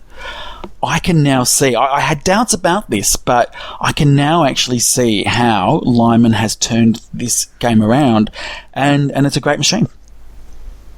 The layout's fine. The shots are good. People are saying it's good, but I don't think people are kind of comparing it to Walking Dead and Metallica. And maybe that has something to do with the layout, because you can't change the layout, and it's not horrible, but it's not the, even people that love the machine admit that it's not the world's best layout. But I think this is going to be a slower one because it still is in beta code, and the updates, while they do have a lot of stuff in there, 2 minor villains at a time. It isn't like, bam, here's 8 minor villains or however many is going to be in there, and hey, here's all these modes. It's not a massive jump. It's these kind of like medium size incremental chunks. So it'll just keep on getting better and better until it hits that spot where everyone says, holy shit, this, they charge us $2,000 extra, but it is actually worth it because, I don't know, it's special. I mean, who knows if they're ever going to do a super limited edition again. This has to be the pinball machine that I've seen the least amount on sale in Australia. Yeah, for sure. I mean, there's probably been more Star Wars LEs that have been for sale than... I think I've only seen one Batman LE that someone pumped up for like $18,000 here. Like not even a super LE, just an LE if you want to buy. And it kind of disappeared a couple of weeks after that. I'm not sure if the guy decided to keep it or if it did actually sell. But people have faith in Lyman's the man, so... Yeah, well, I can now see why that is the case. It just played so much better than it did before. And as I said, like before, you would hit all these shots and you just wouldn't get any feedback, or it wouldn't do anything. And the only thing you could really work out was how to get multi-ball, and even then, that was a bit sort of iffy. But the call-outs are great on this. There is a lot more animation, and there's just a lot more response. It's telling you what to do, and that makes it a much better machine. One question, Marty. Sure. Do you ever feel excited while playing the pinball machine? Playing this pinball machine or any pinball machine? Yeah, I mean, that was the one thing that I kind of saw when I saw the initial video, and even though it's a very small amount of time playing it, the sounds are like campy and fun, but does anything ever feel stressful, like you have to make a shot, or this is an exciting moment in the pinball? I guess what you're asking is, is it adrenaline pumping? No, it's not. It's not, but I don't think all machines are adrenaline pumping. It certainly was satisfying getting to Villain Escape. That was great. Lots of light shows happened, and balls flying everywhere. That was very cool. But no, it didn't get my blood pumping. Okay. But so speaking of Stern, there is the International Consumer Electronics Show, which is, I believe, if not next week, the week after. So this is CES. And in the past, Stern have released new machines. Okay. Do you think they will again? I'd love them to. So we've got more stuff to talk about in the podcast. But, geez, Guardians of the Galaxy, I think, it needs a bit more room. So who knows when the next machine is going to get released? But I don't think they're ready for it in the next week. I think there'd be a lot more rumors flying around if there was. These things usually don't, So, and what if they were going to release a machine? What do you reckon their next machine would be? Well, I think last week or the week before I said Deadpool, right? Yeah. But now, I mean, I get told all these different things all the time. Now I'm hearing it's Iron Maiden. So who bloody knows? We'll know when it comes out. But if it is Iron Maiden, Marty, I mean, you said you would buy it sight unseen. So are you going to flip-flop on that? Or do you have your $12,500 ready for the Iron Maiden LE? I've got it ready. You got it ready? And 2 days ago, maybe even 3 days ago, I had a conversation with somebody else, a good friend of the show, Lucas, and we both said it's the machine sight unseen. I would totally go for an Iron Maiden. Is he in on it as well? Are you LE buddies on that? Yep. Okay. Yep. We are. So, are there any caveats to that? If it was coded by someone, or designed by someone, art by the Photoshop guy. I'm sure they're not going to do art by the Photoshop guy, but okay. Even if it was art by the Photoshop guy, the art is already fantastic from Iron Maiden. You could just literally stick one of their albums on the playfield with nothing else, and it would look shit, but it would look better than Star Wars. Okay, so that's your next machine then. Is that when I get Game of Thrones, the other machine with the beautiful artwork? Yes, could be, because I'll need room for it. Exactly. There we go. You don't need to buy me out after all. We'll see how we go. Shall we head to our next interview, Marty? We should indeed. And again, it was great timing because, as I've said that many bloody times, in 4 days I will be flying to the United States of America and I will be meeting this person. Yeah, I mean, a lot of people know Karl DeAngelo, but a lot of people might not know who he actually is, and they just enjoy his content. I mean, it took me a long time to kind of learn his name, but by then I was already watching a lot of his videos and tutorials and seeing a lot of his creations. So, yeah. And one of the things, and we talk about it in the interview where he gets to do or die multi-ball in Iron Man, and I don't know, you can link it in the show notes, but just watching that, just him getting so close, I remember watching it and just being really nervous, thinking, oh my God, he's on his last ball, is he going to get it or not? Isn't that so weird that you say that? Because I felt nervous as well, and I knew that he was going to get there because that was the link that I clicked. Watch Karl DeAngelo get to do or die multi-ball, but when I was watching it, this is what I was talking about with Batman. Like, I was getting stressed because of the music and the way that it was just like, oh, don't drain. It's exactly right. So, spoilers, he does it. Especially when I think the video is called "Do or Die Multi-Ball." Yeah. Well, hey, his Wizard of Oz video was called Somewhere Over the Rainbow, but he kind of didn't show that. I think it's been renamed to Getting to Somewhere Over the Rainbow. All right, let's go to the interview. All right, so we are going to welcome Karl DeAngelo to the stream. You'd know him from probably a number of things. In Disc, running Never Drains, also streaming via IE Pinball, creator of the Critical Hit cards, also recently sort of streamed a Heads Up tournament as well, and a very good player, I'll have you know, ranking at the moment at 32 in the world, which is pretty good. So welcome, Karl. Thank you, Martin. How are you? I'm doing well. Getting ready for Indisc. It's quite a haul here. All these last minute preparations. It's a pretty full on event itself, and I know that there's a lot that you need to do to prepare it. But before we get into that, just sort of a bit more about you. What sort of machines do you have in your collection at the moment? Let's see. At the moment, what I have, I've got a Paragon, a Lord of the Rings, a Wizard of Oz, a Jungle Princess Wild Card, Dracula, Bram Stoker's Dracula, a NBA Fast Break. I'm forgetting machines. I always forget. Jeez. I've got TNA. I've got TNA on the way, which finally shipped out, and we're hoping it makes it here in time for Indisc. When I heard you on the Slam Tilt podcast, I think that's the way you said it. You kind of, you were talking about TNA potentially. I don't know. You said something, slightly negative about it, and then 5 minutes later, he's like, "Oh yeah, I've got one on order." Are you like you're a fan of TNA? Like, is there anything that you would change about the game? Or I enjoy it a lot. Yeah, I do enjoy it a lot. I played it quite a bit over at Ace Gogi here in Van Nuys. What would I change about it? The only complaint I have is I think multi-ball is too easy to get to.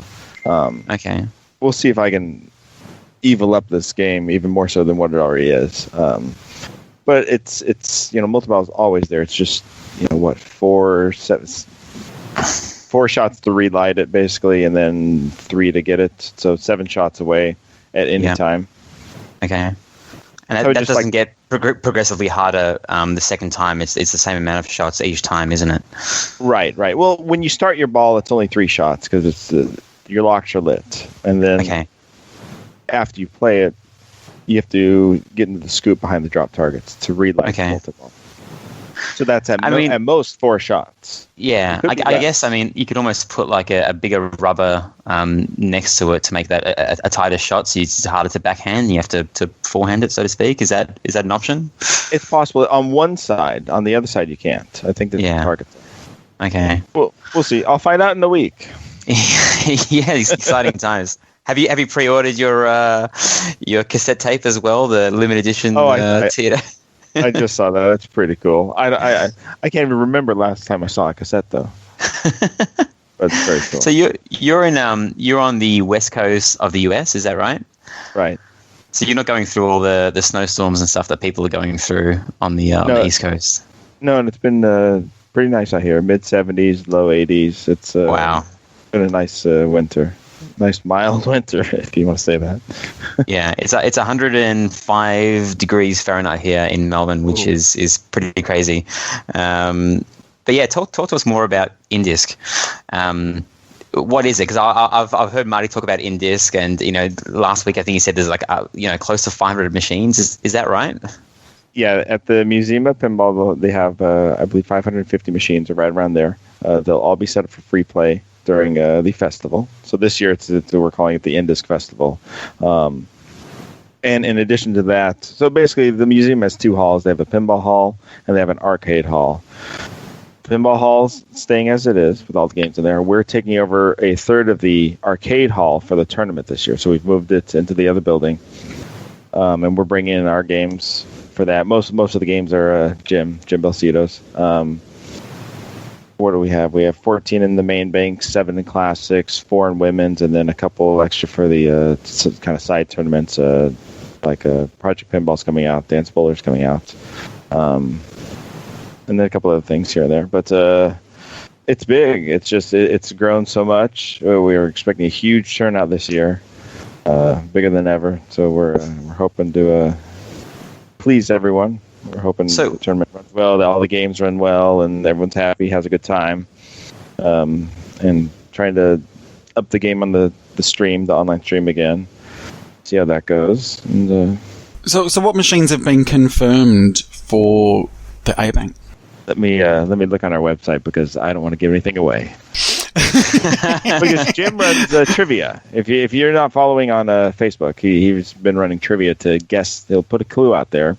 And if you guess the right game, you get 2 free entries. Right, okay. Let's see. The main bank, we have a Total Nuclear Annihilation, as long as it arrives. Lady Luck, the Bally Lady Luck. Monopoly. Whodunit. Pool Sharks. Bram Stoker's Dracula. Robo War. Theater of Magic. Junkyard. And Barbed Wire. Barbed Wire. Barbed Wire. Wow. Well, actually, I think last time I was there, Waterworld was in the bank. Jim loves his Gottliebs. Right. That actually turned out to be quite a fun game. So how does this all come about? I mean, when I kind of hear about these massive tournaments with so many games and so much organization, like at what point was it you that sat down with Jim and said, let's do a big tournament, or how does it evolve to what it is now? Well, before we started doing this, there were no big tournaments in Southern California. There was nothing. I mean, we would have one tournament up north for California Extreme every year, but we were basically a wasteland. There was one league down here, the Orange County Pinball League, and that was pretty much it. No, sorry, that wasn't it. The Inland Empire League was also running, and they've been running a long time. But there wasn't much else besides that. So Jim had wanted to run a tournament for a while, and I came in, helped him out. Started small. I think we had 5 games in each bank, and just over the years it's grown and grown. We outgrew our first location, then we outgrew our second location. That's when we went to the museum. Thankfully, they've been great for us with so much space and allowing us to do this year after year. So how many people are you expecting to go through the doors this year? We're thinking at least 200 for the tournament. Yeah. Wow. Right around there. It's looking like a heavy year. And then I don't have numbers for what the festival itself will pull in. Hopefully, several hundred beyond that to help the museum out. Cool. You'll have one Aussie. Martin's coming down. Coming up. Yes. Excellent. I'll be there again 2 years later. And what I loved about it, and I don't know whether it's the same, because it's obviously there's Arcade Expo as well, which I think is in March. Is this the same sort of event, whereas you've got like the food trucks and entertainment outside, or is it all just confined to what's inside the facility there? There's going to be a food truck outside, I believe. There won't be extra entertainment, so everything else will be inside the main facility. And so, obviously, before we spoke, we're talking about the fact that you've still got a lot to do. Talk us through some of the main things that you've got to do, obviously with Jim, to get this up and running on time. You've only got a week to go. Well, we're spending this entire weekend pretty much at the museum because we're getting all the camera rigs set up. the TVs. We're gonna have TVs over every game, so we've got to get the stands set up. They're freestanding tripods we have to hang every TV, and then all the cameras, and then the computer. I've still got to program a lot of the computer stuff. I got to get my scripting done for the to switch between games. I've got to get my instant replays working again. I need to set up some motion graphics for our sponsors that we have to go on the stream. Get my games finished. Well, 2 of them went out today. We've got the Dracula here is mine. I've got to take that over there over the weekend, and then I've got to get TNA over there once that arrives. And one thing I remember when I did play a couple of years ago was you have to toughen up some of the machines. Are they already pre-toughened up, or do you then have to work out how you're going to make certain shots more difficult by adding rubbers, etc.? No, they're pre-toughened up. Jim's done all that to his games already, and so have I with mine. So this Dracula here is playing pretty mean. Yeah. But I know with it, I haven't seen all the modification he's done. But I know like Theater of Magic, he's definitely done some stuff on that, because that's a notorious game for using in tournaments. People don't want to use it because they just shoot the left orbit all the time. Yeah. When I heard that, I think it was the Slam Tilt guys talking about it on their show. I went over to my friend's house and played it, and it doesn't work for me because I might be able to hit that round 5 times in a row, but then I just miss it and it drains. So it's not like a valid, it's not valid unless you can really nail that shot 100% of the time. Right. Yeah, I'm not at that level yet, but Karl, you do a lot of stuff. You're organizing tournaments. You do a lot of streaming. What is it at the moment that you find the most enjoyment out of pinball? Is it playing in comps, organizing comps, streaming, or just playing alone in your house, or something else? Jeez. It's tough to say, really. It's either going to be playing in competitions or doing the streaming, although I haven't been doing much of either lately, I feel. And the streaming I really want to do more of. It's just finding the time to do it. And then the competitions, I'm hoping to get to a couple more events this year in 2018 than I did in the past. So with comps, do you like the enjoyment that you get out of them? Is it competing, or is it the thrill of winning? Because you are ranked quite high, and you have had a lot of first place wins. Do you still find it fun if you come 4th or 5th or 6th, or don't make the finals, or is it about winning for you? No, it's just about having fun at the tournaments. The recent I went to City Champ and I knocked out in the quarterfinals there, but I still had a good time. And then the Heads Up Guardians of the Galaxy tournament, I didn't even qualify in that one. I was playing poorly, but it was still a great time there. So I go to play. If I win or I do well, that's a bonus. Talk to us about the Heads Up format, because you were heavily involved with the first Heads Up tournament. I believe it was the first Heads Up tournament in Vegas. What do you think about the format and its long-term kind of prospects? I think it's a ton of fun to play. And I've said it a lot that I got more nervous during that tournament than anything else in a long time. I'd come off a game and my hands would be shaking, because just the adrenaline from seeing your opponent right next to you, and oh crap, they're only one shot away. I got to catch up, or oh, they missed, I have a chance. That kind of stuff. It's exciting, and I also think it's more palatable for non-pinball people to actually watch online, because these 7 and 8 hour tournaments are a slog to get through if you want to watch the whole thing. Whereas the Heads Up, we could cut that down to a nice 45 minutes or an hour long segment, and I'd really like to do that with the Vegas tournament, to trim that down and make a nice production of it, see what we can do with it. Yeah. I guess the hardest thing, as me and Manny discussed last episode, is setting it all up, because you need 2 machines and preferably them being new, so they're playing as close together as possible. Do you plan on doing any other Heads Up tournaments besides the launch party ones? Like, would you ever get your machine and mix it with a friend's machine locally to run that, or do you think it's too much effort? I did it with the Paragon. back in that's in right. November. Yeah, so there were 2 Paragons here. They played close enough. Yeah. So it was pretty even, but it was a good time again. It was short though. I would have liked a couple more people at that time. Well, Paragon's is a pretty brutal game as well. Yes, it is. Okay, so then talk to us about the other thing that I know you're famous for, and that is the introduction of the critical hit card, I guess, alteration to a pinball tournament. How did that come about? I was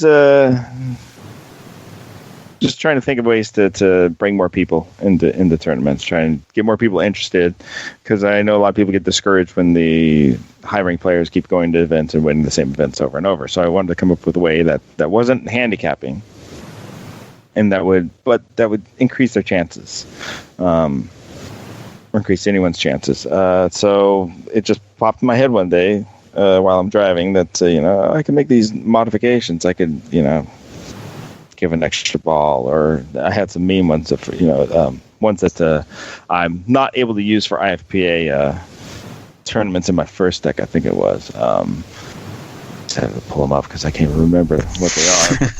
So for those that don't know, describe what the critical hit format is all about. Okay, so there are ways to start it off.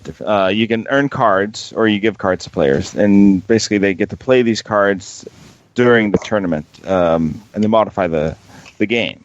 So you can, like I said, earn an extra ball. You can give someone else an extra ball. You can move a player out of your group. You can one of the fun ones is darkness. It's cover the score displays, so no one can see what their scores are for the entire game.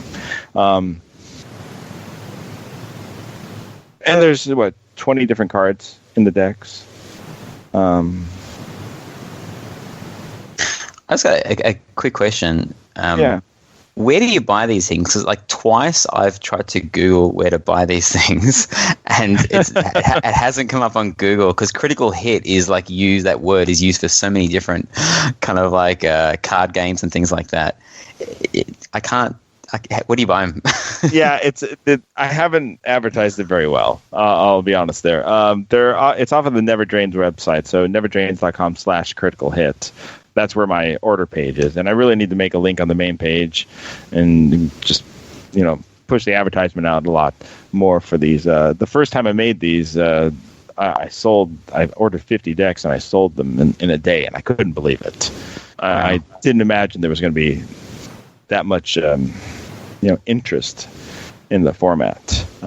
So I have a small stock of cards still. I can't order these things in mass quantities, but so are these in the kind of same art form of some other deck of cards that you have, like a Dungeons and Dragons style thing? They look similar to. I don't play any of those board games or And I don't either, and that's what's funny. I don't play in the Magic the Gathering. I know about it, but so that's what, when I came up with the idea, I looked online for different cards and found a template, and this one looks nice. Okay, put an image, put a little description. Okay, we can run with that. Okay. And so how is it actually running the tournament using them? Does it create a lot of chaos, or do they run just as smooth? They run very smooth, to my surprise. I would expect people to constantly have issues, but in all the ones I've run, everybody has self-policed their own groups, and just been very good sports about everything. I'll have a ruling or two that I have to make for a strange edge case where you have to kind of interpret what the card says, but apart from that, they've been fantastic. So these, I found the page now on the Never Drains website. So are these some of the cards? Ask for rules help in the middle of a game, right? Or you can add a tilt warning to someone else's game, but you can't tilt the machine. Are they part of the deck that's currently being circulated now, or is that some of the first batch ones? That's the current deck right now. Okay. So you're allowed to do that within the IFPA kind of rules. You're allowed to add tilt warnings to someone else's machine as long as you don't tilt their ball away. Right. Or if if they lose their ball for some reason, they get a compensation ball. That's what would happen in the real tournament. Yeah. Wow. Very cool. Martin, grab the deck. Oh yeah, well, I've already spoken to Karl, and I know we'll be getting. And you've actually got a couple of formats. So you've got match play, and you've also got the strikes as well. Right. I had the previous version with the three strikes. Yeah, the cards are formatted for that. I don't have any of those decks, but yeah, that was the previous one. So if you're on that website, down below there's a 2016 critical hit link at the bottom, I think, which shows the three strikes deck, or what was it? Right. And was there much of a difference between the deck of cards on each of those? It's not too much. Just slight alteration for match play. Added a couple cards, got rid of the ones that just weren't relevant for the different formats. And then the idea is to make an expansion pack for the current deck that re-adds the three strikes and a couple more cards, stuff like that, sometime this year. And did you find that when you were sort of developing the cards that you had to do sort of alterations to the cards or the deck when you actually put them into practice? A little. I can't remember exactly what, but I did make, I printed up a test set and kind of run through it, and yeah, we'd have to make one or two changes, but nothing nothing massive. Karl, before I forget, I should have asked this when you were talking about your collection. Obviously, you've got a very kind of unique collection in that none of your games are kind of all the same. They're not all modern games. They're not all the older games. You've got two Keith Johnson games in there. You've got Lord of the Rings and Wizard of Oz. Right. You did have the Hobbit as well, and I watched a couple of your streams, and I think I messaged you early on and tried to set up my machine like yours because it played extremely fast. You ended up selling the Hobbit, so me and Marty still have ours. We're kind of hoping that there's going to be an update that ties all the rules together. What was your main reason for letting that one go? Gosh, I just grew old a bit, I guess. It's I love the theme. I love the video package. Everything's integrated so well in that game. I think it's one of the best, movie themed, packages. Well, compare it to say like Wizard of Oz, because you've had that for longer. You've still got that. So, what does Wizard of Oz have that the Hobbit doesn't have? I can do any of the goals in Wizard of Oz in any order. I can, based on where I am in the game, I can, if I have my Emerald City locks, I can go for there. I can be going for horses. I could be going for the Rescue Multi-Ball. I could be trying to get a Munchkin mode running, get my Crystal Ball. There's so much to do at one time. The Hobbit felt very linear to me with, I have to do these 5 goals. I have to do these 5 things, and then I get to what I want to play for real. Then I do those same 5 goals again, and I've got another thing that I really want to play, and so on. I didn't find the modes as engaging as I would have liked. Okay. So, and that's where the meat of that game is, and I still enjoy the game. I don't want to knock it that much. But the modes just weren't intriguing enough to me. So is that like a sure. So is that I think you said something similar on the Slam Tilt podcast where you we're talking about dialed in, and you don't like the linear nature of games. You like games to be dynamic and you can kind of take any path at any one time. Is that something that you're attracted to in a rule set? Since you're saying this, I think so. It makes sense. I haven't thought of it like that, but yeah. And that's where I worry about TNA, because TNA is very linear. Just to bring something else in here. So you did right. Slamming the Jersey Jack games over and over, because I do like Dialed In. I do like Hobbit. And so what are your initial impressions of the new Pirates of the Caribbean by Jersey Jack? It looks fun to me. It looks great. We just need to see where's the code going. What are the objectives? Yeah, and it's certainly something that because we got to play it a couple of times when Jersey Jack came out here for Flip Out, And it certainly looks like you have many different options available to you at once. But whether that all means, so even with Hobbit, you talk about those 5 objectives. You can do those 5 objectives at any time, right? But there's only 5, and it all leads to one of those, mini wizard modes. It could be that with Pirates of the Caribbean, right now, it looks like you've got 5 different sort of multi-balls that you need to go for, but we don't know where that's heading yet because of the code being so early. But what we liked about it so far is when you start with, I think there's 20 different characters that you start, that can really randomize the game, and no 2 people can pick the same one. Right. And I love that part. I absolutely love that. Have you, you said you played in the Guardians Heads Up tournament. Have you had a decent amount of time on the Guardians machine at the moment? Just that day and a little game or two the day before, so not too much time. I've run into all the game-breaking bugs when I was playing. Okay. Well, we were in the last round on the main tournament, and I'm playing group multi-ball because that was the only thing valuable, and it's I'm on my third group multi-ball, and it locks me out of all jackpot shots. There's nothing to shoot for. Okay. Nothing, and so I get out of group multi-ball. I think I'll just start it again. I started again, same thing, no jackpots. So it broke me. So what happens in a situation like that? Because I haven't played enough tournaments for that situation to arise. Is that just bad luck because everyone's playing the same machine, or? Yep. I was basically out of luck, and I tried to grind my way back through modes to take first on it, but I just couldn't do it. It came pretty close with 300 something, I think, but couldn't pull it out.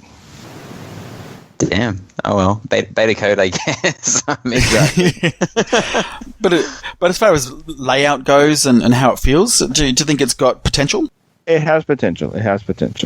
The rules need to be stepped up, but yeah, the layout, the graphics seem good. I like the orchestral score being in there. The voices, I could do without, but.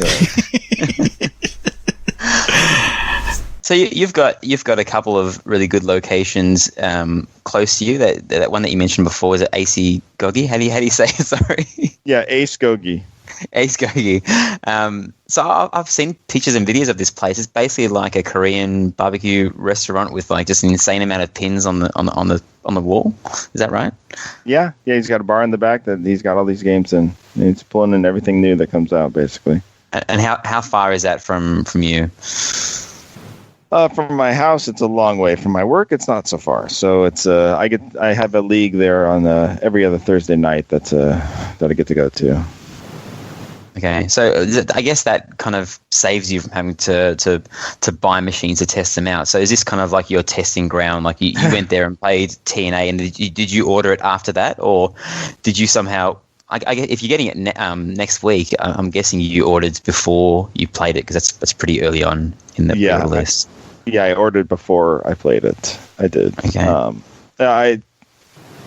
I'm a big fan of early Bally machines, and it reminded me of one of those. So, and it with the music and the graphics, it had the full package to me. So I took a chance. Sure. Well, yeah, I mean, if for some reason you don't like it, I mean, there's 200 people on the waiting list that are probably wouldn't mind buying one with a couple hundred plays, but it's I don't think anyone's sold one yet. I haven't been tracking secondhand sales, but people are holding on to them because so it must still be fun in single player mode, because that's the one thing that everyone seems to be scared of, that it gets boring in when you're playing by yourself. But I don't think that's happening. Once mine's here, I plan to pull up a Reactor 9 challenge for myself and drive myself crazy. Kind of like what I did with Iron Man, and just sit there and bang away at it until I kill that last reactor. Yeah, talk about that for a sec. So I think you were the first person that got into do or die multi-ball. Is that right? Or first to stream it. Yeah. Yeah. So had no one even taken the glass off and did that? It was just you were the first person in the world to do it, or? No, some had done it. I'd heard of a few, but it's such a difficult goal, and everything has to line up perfectly for it to happen.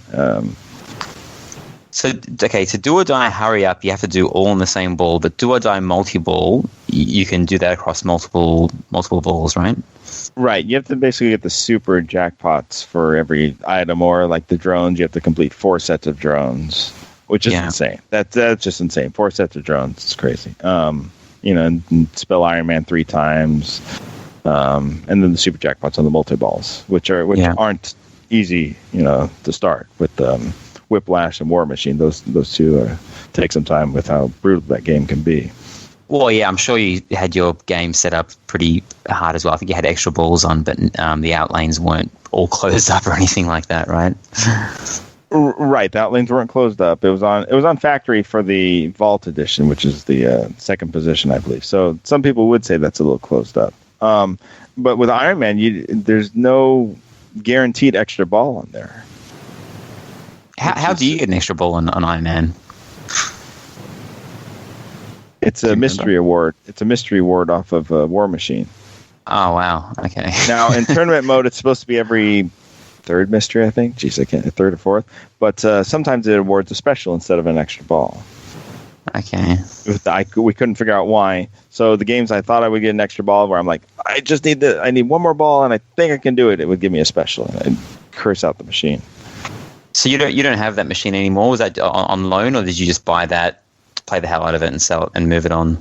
Exactly. I turn over things fairly quickly most of the time. With like 18, 24 months, and then I'll pull in something new just because of limited space and limited funds.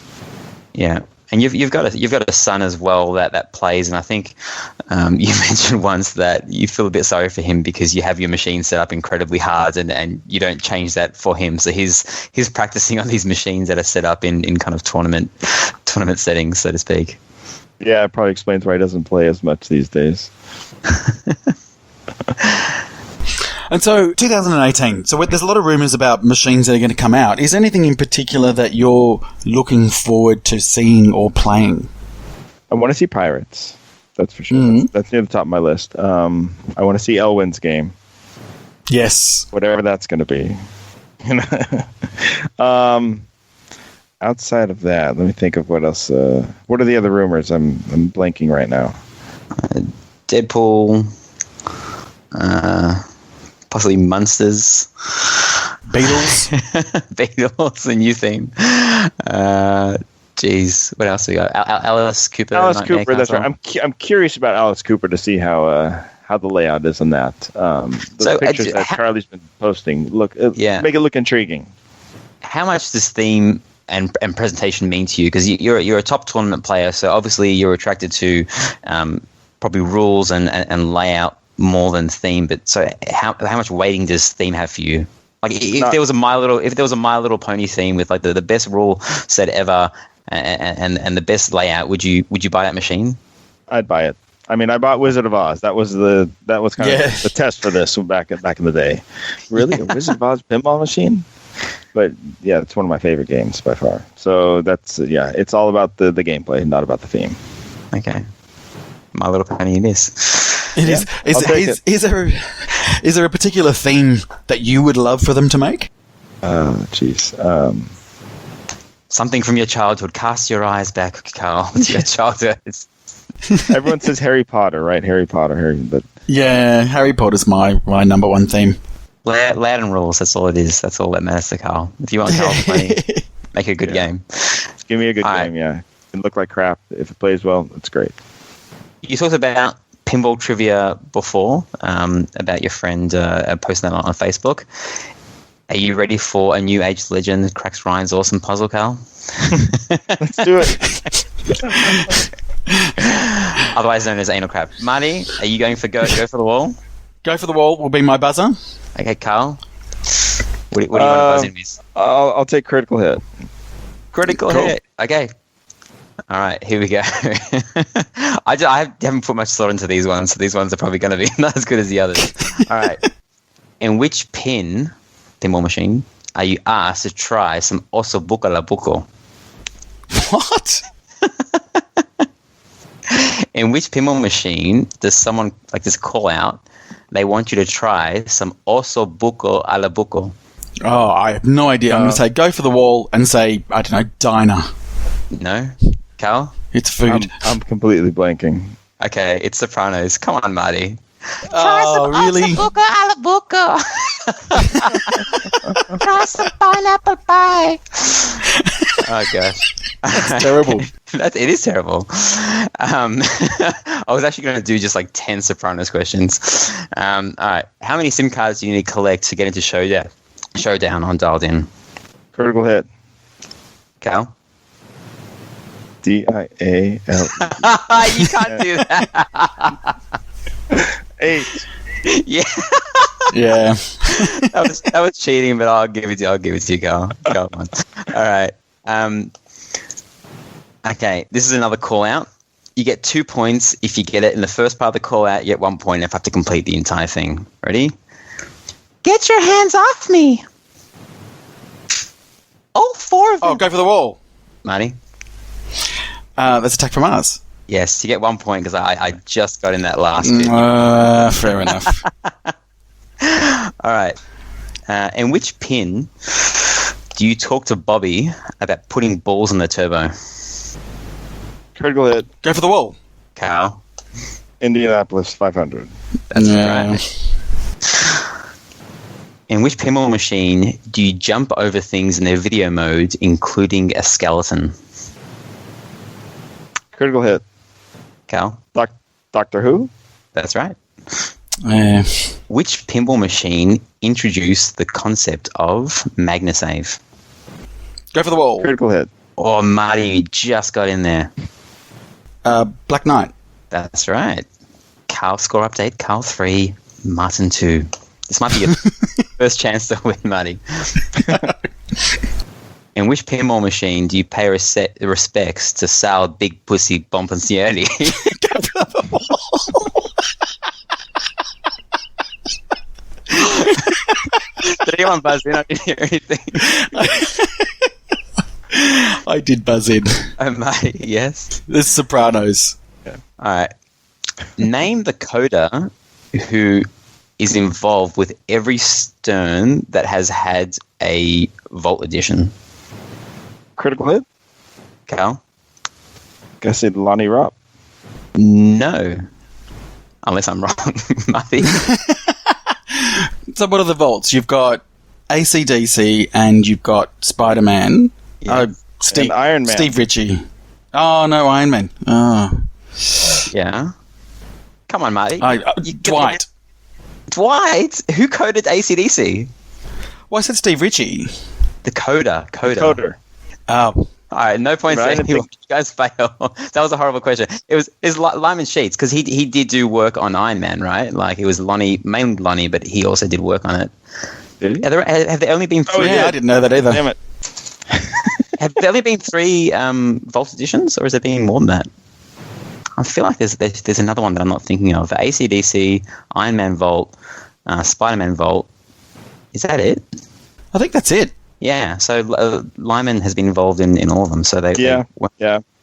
Iron Man threw me off there for some reason. Yeah, same. Yeah. All right.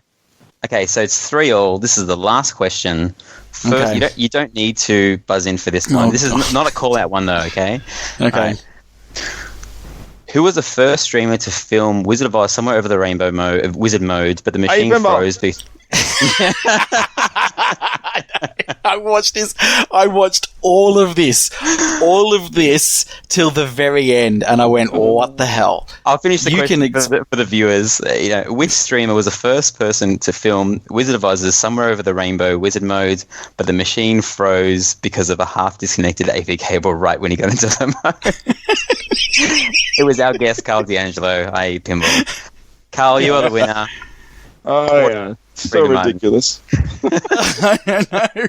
Such a long effort. And the good thing about that, and I've referenced that a lot, and I asked people to watch that video, not just because it really does explain the rules of Wizard of Oz. And, I thought I knew enough about the rules of Wizard of Oz, but then you just go into so much depth. Like, I didn't understand horses of a different color. I didn't understand, the Munchkin mode and all that kind of stuff. But you also then show a lot of, flipper skills as well. So it's a great video for everybody to watch.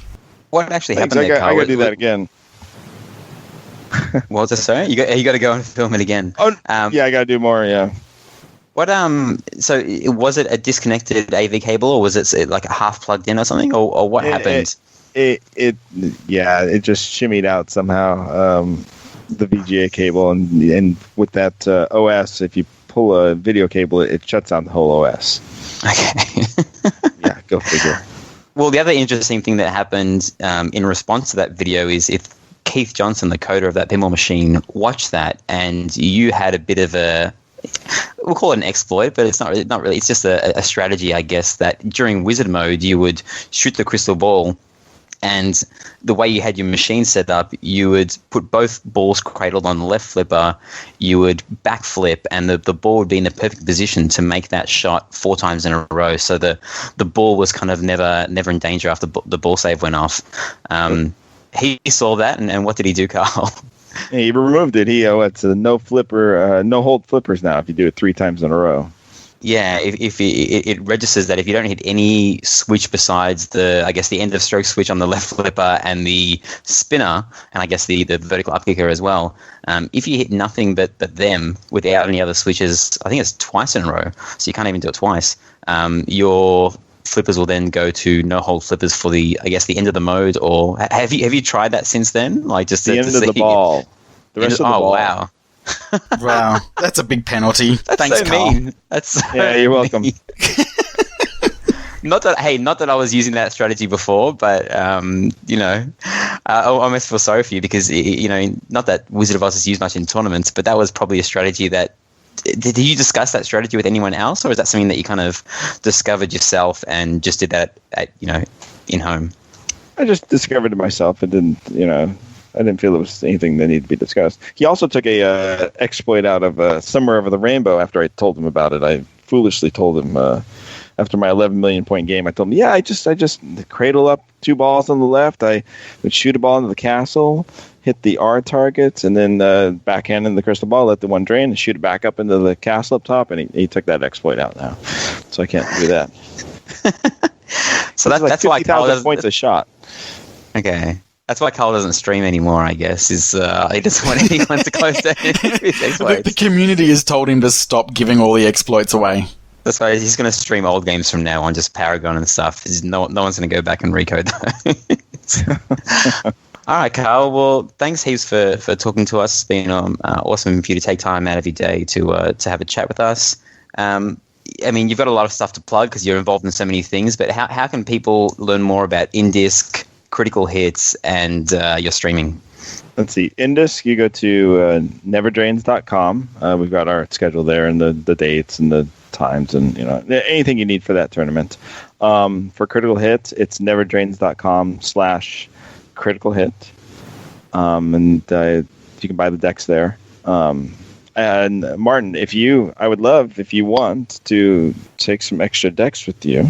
And you can for sure. Shipping is insane. The couple I shipped out to Australia, it really is. Charge. I think it's double the price for shipping. Yeah, it's not fun buying stuff from the US in Australia. I went to buy Scott Danesi's tape today for my friend, and it was $40 off Pinball Life, $46 shipping for the tape, and I was like, that's not right. Yeah, I'm happy to bring as many as you've got spare back, and people can buy them from me. Great, that'd be great. Done. We got our first spot. Is that a sponsorship? We got our first sponsor. But look, I'm obviously really looking forward to. For me, it was a happy coincidence that I needed to be in Salt Lake City the following Monday. So because I've got to fly through LA to get there, I figured let's stop for a few days, check out in-disc. Just one of the best experiences that I've had. You run a fantastic tournament there as well. The AV gear that you've got there is fantastic. I'm looking forward to having these machines fucking beat me again. Well, I have to have you on the stream if you're up for it. For sure, yeah, absolutely. Not shy of a stream. just don't provide any alcohol, please. No, please. I'll do it completely sober this time. But yeah, really looking forward to seeing you next week. Yeah, me too. Thank you. All right. See you, mate. All right. Thanks, All right, mate. thanks, guys. Bye. So there you go. That was Karl DeAngelo, and I will be saying hello and shaking his hand in a few days. And as we said, for those people in Australia, I will bring back some critical hit packs of cards, and you'll be able to get them from me. Are you going to put some Australian markup on them, Marty? Yep. $80 a pop. Plus GST. But it's like what you were saying about the shipping. The shipping from America for a cassette, right? The cassette. And the shipping for a deck of cards. Now, these things are small. The shipping from the States is $40, $50 alone. No, I think, okay, no. I looked at his eBay listing when we were talking on the interview, and I think it was $22 US dollars, I think, for the card. So it wasn't that bad, and it cost a similar amount from that. I run a little company in the US, and I ship it stuff all the time. It cost me to send something to Australia. It cost me about 14 for something as small as that, $14 US dollars. If I want to go even cheaper, they've got like a cheaper rate with $7, but you can't track it at all. It's horrible. But those are kind of company rates. The weirdest thing with international postage is that China. Oh gosh, China is destroying everyone online because, one, that's where most of the stuff is made, so they don't have to ship it to a country and then ship it from somewhere else. It takes a long time to get stuff from China, but their shipping rates are absolutely insane. They can ship something to someone like me in Australia or someone in the US for cheaper than it costs something to ship internally in the country. Yeah. And the funny thing is, it's not like some Chinese courier company that's delivering it to you. It's USPS or it's Australia Post delivering it. So they have contract rates that say, we're going to send 20 million packages to a year. So we want your Australian drivers to deliver stuff for 20 cents each. But internally within the country, it costs way more than that. So it absolutely destroys competition. Yeah. This has absolutely nothing to do with this is my rant on how my business is affected by Chinese companies. But yeah, if you want the Total Nuclear Annihilation cassette, message me, and I might be able to help you out with that if you're in Australia. And if you want some critical hit cards, message Marty. Yeah, well, so actually, if you do want, and you've only got really a week, but if you do want the critical hit cards, email head2headpinball@gmail.com and let me know, and I'll know how many I need to pick up. We're going to get a lot of emails this week, Marty. We are. Well, why not? This week in pinball. Is that even deeper than normal? Yeah, I think we need to record that as a proper voice. I was thinking that today. I was listening to Nate's podcast today, and he has his 5 fast thoughts and whatever. And I was just like, yeah, let me just do that, and I want to make myself sound like a call out. Okay, right? Go for it. Well, no, I know now. I know. I'll say something like, "This week in pinball, oh baby!" Like it'll be the end of a call out. Okay, we'll do it. We'll totally sure. do it. We're not going to do it, but we're totally going to do it for sure. We may surprise you all. We won't. This week in pinball, he's back. The man himself is back. Ron Hallett and Bruce Nightingale. They're back. They are back. The Slam Tilt podcast are back. I reckon they're the gold standard. Everyone says Nate's the gold. These guys are the gold standard. They make me laugh. Well, yeah, they're certainly the show that we completely copied 100%. According to Jeff Teolis. Well, why not? Imitation is the best form of flattery. That is true. They tried to copy us this week. They did Jesus too. Christ. Okay. Anyway, more copying to follow. Yeah, it's all a bit of fun. Guys, we're running a bit, our format's getting a bit old. So think of some new pinball segments that we can copy. Absolutely. Okay. Marty, have you watched Die Hard? I forgot to ask you last week that on New Year's Eve you were meant to watch Die Hard 1. Have you watched it? No. Ah, gosh. I did. I watched it with my wife and she hated it, and I was like, I'm just doing this for the podcast. I've got it. The main thing is I've got it in my possession. I just need to watch it, and I've been very busy. All right. What are you going to do on your 17-hour trip to the US? Okay. I will. You're right. Okay. I will download that onto my iPad, and I will watch it on the plane.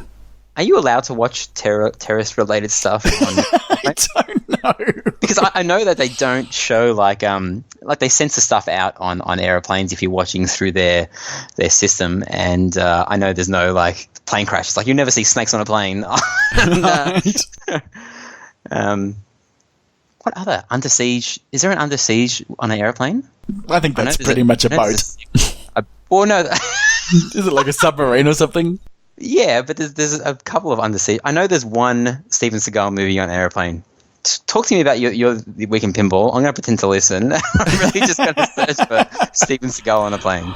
Well, okay. So, my Pin Stadium has arrived. It's a Pin Stadium? Pin Stadium light show for my Wizard of Oz. Yes. Now, it was interesting because people, and I have streamed it, so we'll link you to the stream. And people have said, "Oh, how easy was it to set up?" It was really, really easy to set up. It was.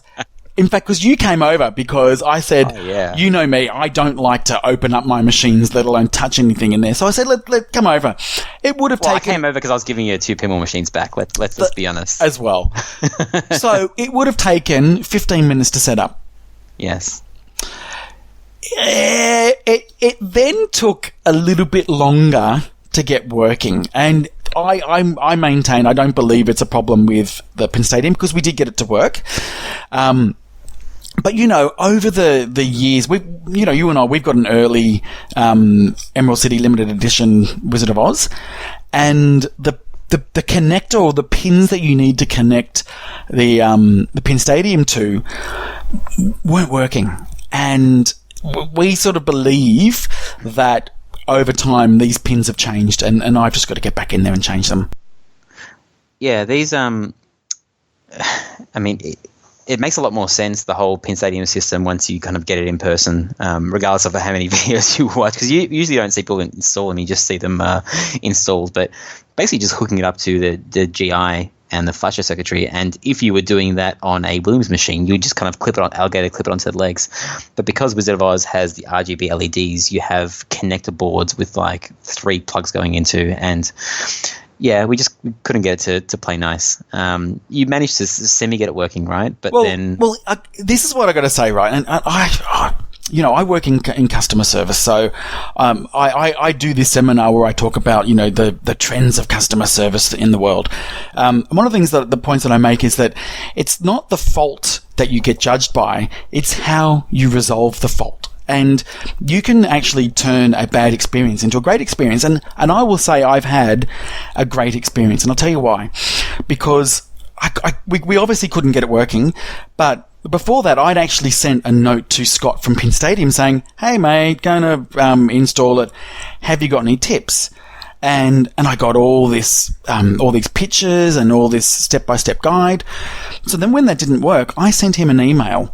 And it was late at night with us, and it would have been about 5 o'clock in the morning at the latest, because I don't know where Scott is on which side of America. But for the next 5 hours, there was this constant emails back and forth, and I would take pictures of the boards and I would send them to him, and he would come back with arrows pointing to where I needed to put things in. And this went for 5 hours, and I was like, this is 5 o'clock in the morning. This guy is actually spending a lot of time. And then he was sending me videos, and I was sending him videos back. So the level of support that I got through this was just phenomenal. And I don't know whether everybody's going to get that same level, but what I like about that, this is a guy that backs his product and provides that level of support. That was fantastic. And I did get it working the next day. Yeah, so I had to go because I was there for about 2 hours trying to get it to work with you, and so I actually haven't seen it in person. So you managed to do a little stream with Wizard of Oz, and I did catch a bit of it when you were doing the on-off thing. I'm still, unless I see it in person, I'm still a little bit skeptical because don't be, because I'm telling you, I've got it. I'm telling you to trust me. It is phenomenal. I know Wizard of Oz has, is a dark pinball machine it was only dark to me when I had it side by side with a Hobbit, and I put them on both side by side and I'm like, oh wow, But when I'm playing it by myself, my eyes kind of are good enough to adjust. Sure. Do you think now that, like, if you're going to use this, you're going to go to another game and say, like, oh, shit, every pinball machine is so dark and so dim, I have to get this on all my machines because I'm so used to seeing everything perfectly lit? Well, it's what I remember about, when Stern released... what was the first Stern machine that came standard with LEDs? Was that Star Trek? Was AC/DC before Star Trek? No, AC/DC had incandescence, and then now it's all LED. Well, the LEs came anyway. Yeah, that's right. So what I'm saying is that new, let's call it the modern era of Sterns where everything's all LED. I love how bright these machines are. I love it. So, as you know, I've got Game of Thrones, bright. Star Trek, bright. Hobbit, bright. Wizard of Oz, it's not bright. So now, side by side, all these 4 machines have the same level of brightness. It is quite expensive to get it shipped down here in Australia. I think it was about $300. It was $300, yeah. Like you stream, if you didn't, so obviously it's worth that for you because you have to set up external lighting and this and that. Do you think someone that doesn't stream, do you think it's worth it? Yes, I do. And look, you and I have had these conversations before. You like to play your games in the dark. I don't. I like my games and my room to be very light. I like to be able to see, the ball as it's going around the table, and this just greatly improves it. It really does. It's a matter of taste. I don't know whether I'm going to win you over or not, but for me, it was what I was hoping it would be. And it's not like it's blinding. It just means you can now see everything on the playfield. As a business, he's done incredibly well, I think, in the way that he's grown his company. And a lot of people are talking about them. And I guess it wasn't really thought of before. I know America's Most Haunted has a diffuse RGB strip in their machine, and I like that effect. But you can kind of see it, so it looks a bit cheapy, and you can't see these at all, right? No. So they're completely covered. Yep. Someone has, funnily enough, made a poor man's stadium lighting thread on Pinside, and I don't know. I'm a tight ass, as I probably mentioned a couple of times on the forum. All the extra features. This guy was able to kind of get almost all of the, the same effect as if it was just kind of like lights on all the time for about 49 Canadian dollars. I think that's about the same in Australian dollars. I might give that a go on Wizard of Oz if it's. Well, do you need the change in color? Because one thing I noticed is that you had it hooked up to the flasher, and this is the weird thing. I'm not sure what it looked like in person, but you tied it to the Wizard of Oz flasher. The witch flasher. Yep. And that goes off when you hit the witch and she goes down. Yes. So usually it's just that little area flashing. Now, when you have the Pin Stadium lights, your entire machine is flashing. Yep. Isn't that annoying? No. Because no. It is fantastic. And when I was streaming and Lucas was there with me, every time it happened, honestly, almost every single time, we just went, "Oh fuck, that's cool." And I got the UV glow, so it is this UV lighting. I think it looks fantastic. I'll have to check it out in person because on the stream it looked annoying. I get annoyed easily. I'll talk about that in a second. But you don't have. But this is the thing. You don't actually have to have that as an option. So you can buy the base kit. You can then buy the GI, and then you can buy the UV glow. So it's up to you. Okay. So look, I am a massive fan. I've got to say, I was hoping, and I've been let down before. But you talk about the fact that it's $300 shipped. How much was the red smoke mod? That was hand designed. No, I understand, and it's fantastic. But that was what, $200, $220 or something. I can't even remember. Yeah. So I think once you're in the modding game, it doesn't really matter how much these things cost. If it's something that's going to make you happy and you like the look of it, 100%. Do it. And so I was going to finish my sentence before, but I totally lost my thought. The materials might cost $50 or so, but what you're paying for is his app and his engineering and putting it all together. And you can't say it's a rip-off because I can say I'm a tight ass and I don't want to pay that, but you can't say that it's a rip-off because it's someone's doing it as a business, and he sold over 500 of them. So obviously he's doing something right. So, well, no wonder. And you're talking before about the ability to change color using that app where you can actually then customize what that overarching color of your machine is going to be. That's fantastic because, well, obviously I've got the Wizard of Oz version, so it's got the power adapter for Wizard of Oz. But if you wanted to just move that into other machines, you can just change the color of that so it's got a different glow depending on the machine that it's in. Now we're heading into rainbow puke territory, Marty. Well, no, because why would you want anything except cool white or at a certain brightness or warm white?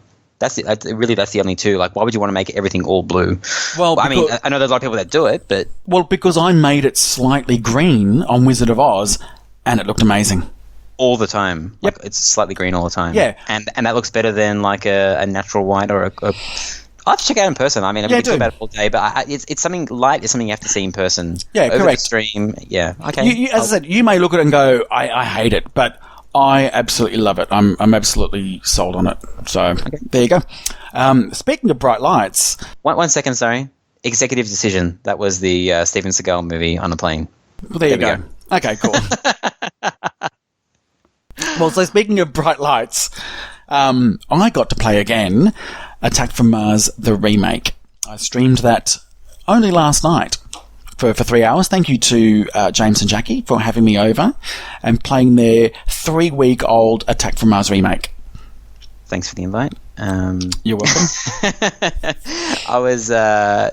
I was going to link it in the show notes, but there's like 7 different videos. What's going on? Unfortunately, the internet out there was terrible, so it kept dropping in and out. But there's about an hour segment that you can link. So, what's my overall impressions of Attack from Mars remake? Fuck me, it is brutal. It is so fast and we sort of talked this before when we had Flippergate, where, after a few plays on an Attack from Mars, you kind of get a feel for it. It becomes a little bit more predictable and you can sort of pick your shots and you know where it's going to be. You're still in danger and you've still got to have flipper skills and nudging skills and all that kind of stuff. I still, after playing it for 3 hours again, could not get the feel of any of my shots. And what do you attribute that to? I do not know. I honestly don't know. Maybe it is, but maybe it is. It's a new build. It's a new inbox, so it's going to be fast. I mean, it is really, really fast. He actually had to put some little rubbers on just past the right ramp, the right ramp that returns, because it would come around so fast that it would fly off the rails. So he actually that's at default settings, is it? Yeah. Yeah, it is. It's at default settings because we don't want it to blow up. But it is really fast. I had throughout the whole night, and you'll see that I had some really terrible games and I had some good games and I had a great game, but I didn't have anything that I felt was consistently satisfying. But it had this one more go feel to the whole thing. I just wanted to keep playing so I could get better at it. It's a great game to play and to watch. I mean, for some reason, it's just fun. I mean, you can watch the reaction on James' face when he's playing the machine. We don't need to tell you how good Attack from Mars is. I mean, it's the number one on the Pinside Top 100 at the moment. It's overtaken Medieval Madness for a little while. Who knows? It'll stay there. People like it. People like the machine. It's just, to me, it's the ultimate Billy Williams machine. Full of good shots, humor, great rules, and it's not too easy, not too hard. Yep. It's a great machine. I really enjoyed it. How was your week? I haven't done too much this week in pinball besides returning your 2 pinball machines back to your house. Except for, part of that was getting Sopranos in the house, and I've been pretty much solely playing that machine because I never planned to have Sopranos for a long time, so I'm trying to make myself get sick of it by just getting to the wizard mode, and the outlanes are absolutely maxed out, so I'm not making it, all the extra balls are on default settings, so I haven't made it any easier. And last night I got there, was it last night or the day before? I think it was last night. When I sent you that message. Yeah, you got to boss mode, yeah. I got the boss mode, and I didn't finish it. I mean, it's a bloody hard mode. That Meadowlands shot is always the my Achilles heel. It's an okay machine. It's I'm going to be overly harsh on purpose. I need to convince myself to sell it. So don't get offended, people with Sopranos machines. But it is mostly mediocre in all of its assets. It's got very mediocre art. Oh, it's terrible art. Mediocre sounds playing in the background. The call-outs are above average. I think they're absolutely hilarious, but I'm very immature, so I laugh at any swear words in a pinball machine. So I think the call-outs are absolutely amazing. What else is there? The rules are solid. They're not amazing, but I think they're quite solid. The layout is good, but I've got Lord of the Rings, so it's kind of the opposite of that. Yeah, it does remind me of Lord of the Rings. Yeah.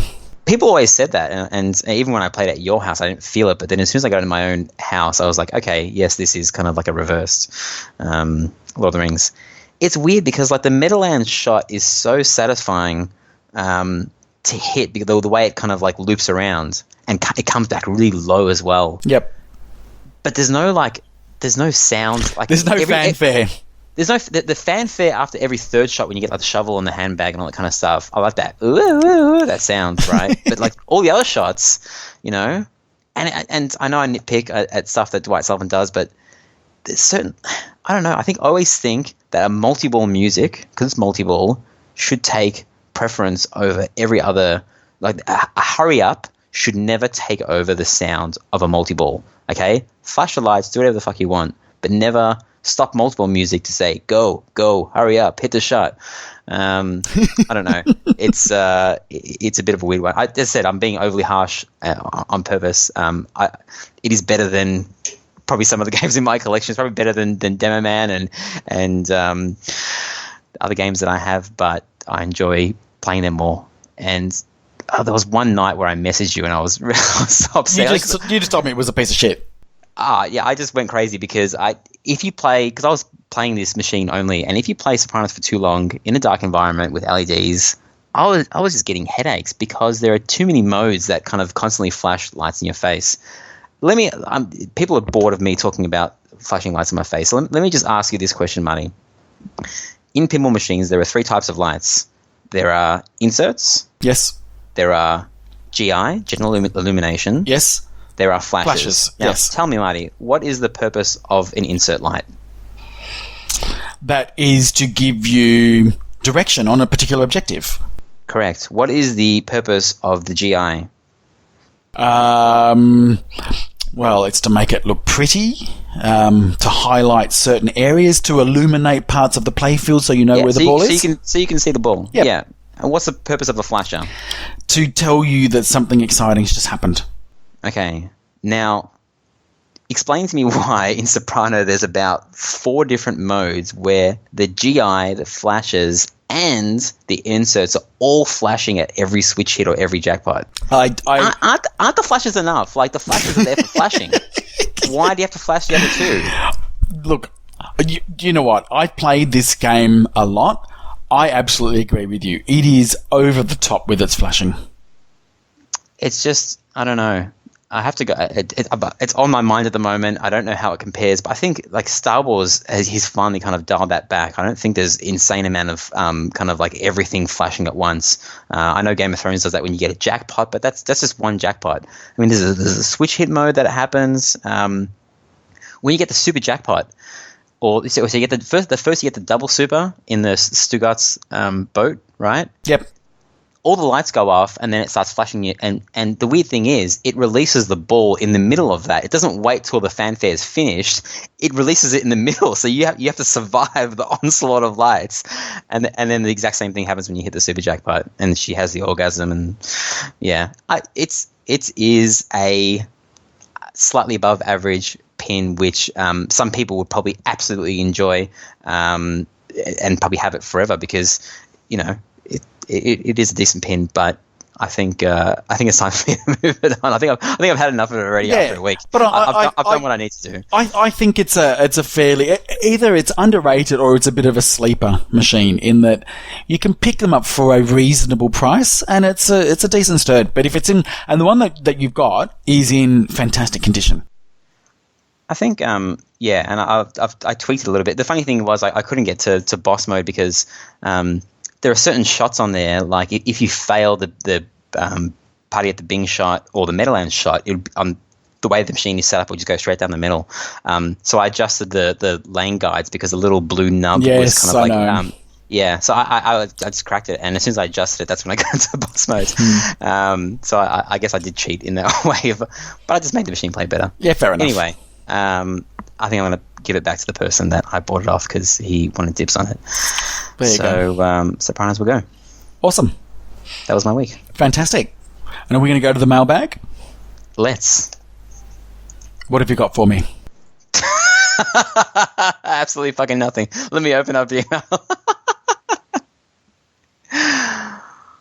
Oh my gosh, we got so many comments this week about the podcast, but not many of them were over email. It was all kind of on Aussie Arcade and in private messages. I got a lot of private messages, Marty, saying that it was the funniest episodes that they have listened to from us.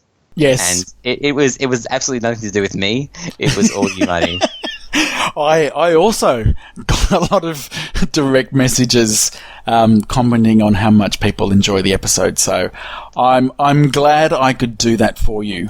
It was all as Marty said. Yeah, it wasn't planned. I wish I could play you a clip. I mean, I probably do have it recorded, but we had a bit of a 10-minute break between the Jordan Treadaway interview and the rest. And this is true, right? It'd be funny if I just played the clip, but I'm too lazy to clip it all together. Marty said, "We gotta have a break. I need to take a piss, and I need to sober the fuck up." Okay, I swear to God, this is what he said. He comes back 10 minutes later, and he makes this, hey, you hit your back. He makes a sipping sound, and like, you drink some water. It's like, no, this is another thing of gin. I'm like, I thought you said you were gonna sober up. It's like, I didn't say that. Oh my God. Yeah, and yeah, the last 30 minutes. I have listened to it, but I found it very difficult to listen to. I found it very hilarious, but maybe one day again. But as I said, it wasn't planned; it just happened. Maybe it can be our special New Year's episode. Yeah. We're 1 year away from it. Yeah. Episode 77. Yes. Or whatever it is. We got an email from Shane, and he took a stab in the dark of who we're trying to get on, and he was right. We won't mention who it was because we still can't get him on. Who else did we have? We had an episode. We had a couple of people email us, Tim and someone else, I can't remember the name, that wanted the Flip Frenzy software, and I sent them off to them. So it's good that people are trying to run these tournaments. Please let us know how they go. We get an email from Steve Daniels that says, I didn't get this email. It's called Hobbit Ramps. Oh snap. Nice recap on the ramp, flap, gap, mishap, rap. A trap, nope, a madcap victory lap. So thank you, Steve Daniels. Awesome rhyming. We got an email from Mr. Facebook fame himself, Jared Mendoza. Because what happened on during the week is I submitted the IFPA results to the IFPA coordinator of Australia. Big points. Yeah, a big fucking points. And that's a Sopranos reference, buddy. Yes. They were submitted, and they got put up on the website. This is normal stuff for a tournament, but because there were so many people that had never been to a tournament before, I messaged a couple of people saying, hey, check it out, you've jumped, because everyone starts at like 27,000 something, and some people did quite well. Like Nick, who came second, jumped to 13,000 in the world, and I was just trying to encourage them to get into pinball. And do you want to read out the email from Jared Mendoza, Marty? I do. So he says, I hope you guys are well. Wanted to ask about the tournament competition and where to from here. As you know, I attended Ryan's Flip Frenzy, which I really enjoyed. Great atmosphere, great games to play on, and a pretty relaxed environment. Well, the bug may have hit. I want to knock that smile off Jordan's face and become number one. So he said, the question is, where do I start? Do I need to join the... Wait. He said, I'm kidding after that. Don't make him sound like an asshole, okay? I'm just saying it like it is. Okay. He says, so my question is, where do I start? Do I need to join the IFPA website for officialness? Where can I find tournaments being held? What type of tournament would best suit a new player, and what's the best way to rank up and improve? Yeah, and you responded to him, but I mean the basics of it is that you don't need to register. As soon as you enter an IFPA sanctioned tournament, you've got a ranking, and your unique ID, I guess, is you have a number, but they match you up with your name. Pinball's big-ish. There's 27,000 people on the ranked, but yeah, not many people have the same name unless your name is like Bob Jones or Paul Smith or Paul Jones or something. You might have to get an AUS on the end, but there's no Jared Mendoza in Australia, so you are the Jared Mendoza for Australia. In Melbourne, you can check pinballscore.com. That's Luke's website where he lists all of the tournaments in Melbourne. But you can just go on the IFA website, and as long as you give it access to your GPS, it shows you all of the upcoming tournaments, like a calendar in your area. There are tournaments that run that aren't IFPA sanctioned, not many of them. The thing with the IFPA tournaments is that you have to register a month in advance to run them. So if I wanted to run a Flip Frenzy on the weekend, this weekend I could, but it wouldn't be worth anything IFPA points-wise.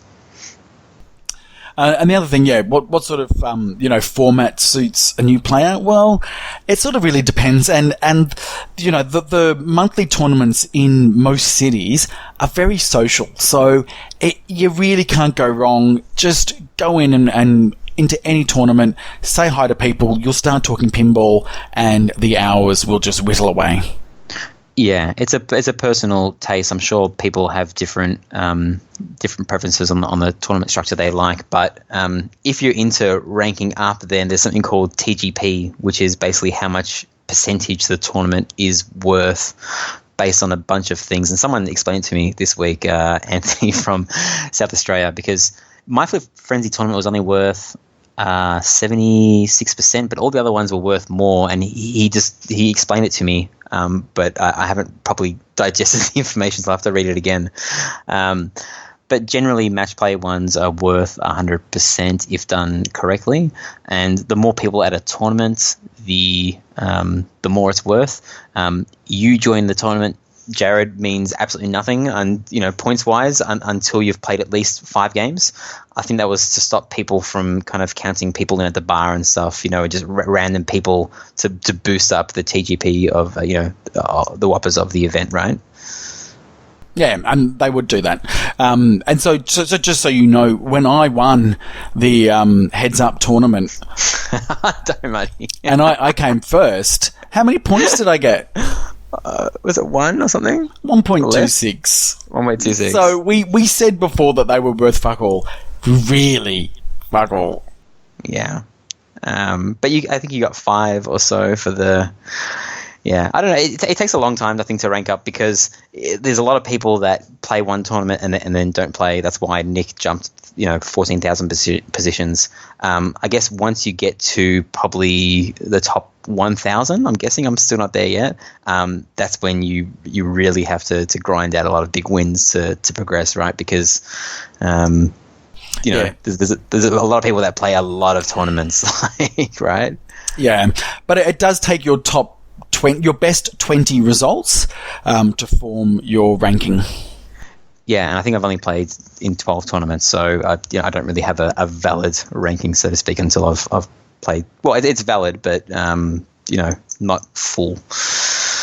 Anyway, there you go. That's tournaments. He'll come to the next one. Yeah, have good. Some fun. Just play. For anyone that's thinking, do I or don't I? Just do it, because if you don't like it, you don't have to come back. If you do like it, you'll come back and you'll enjoy it.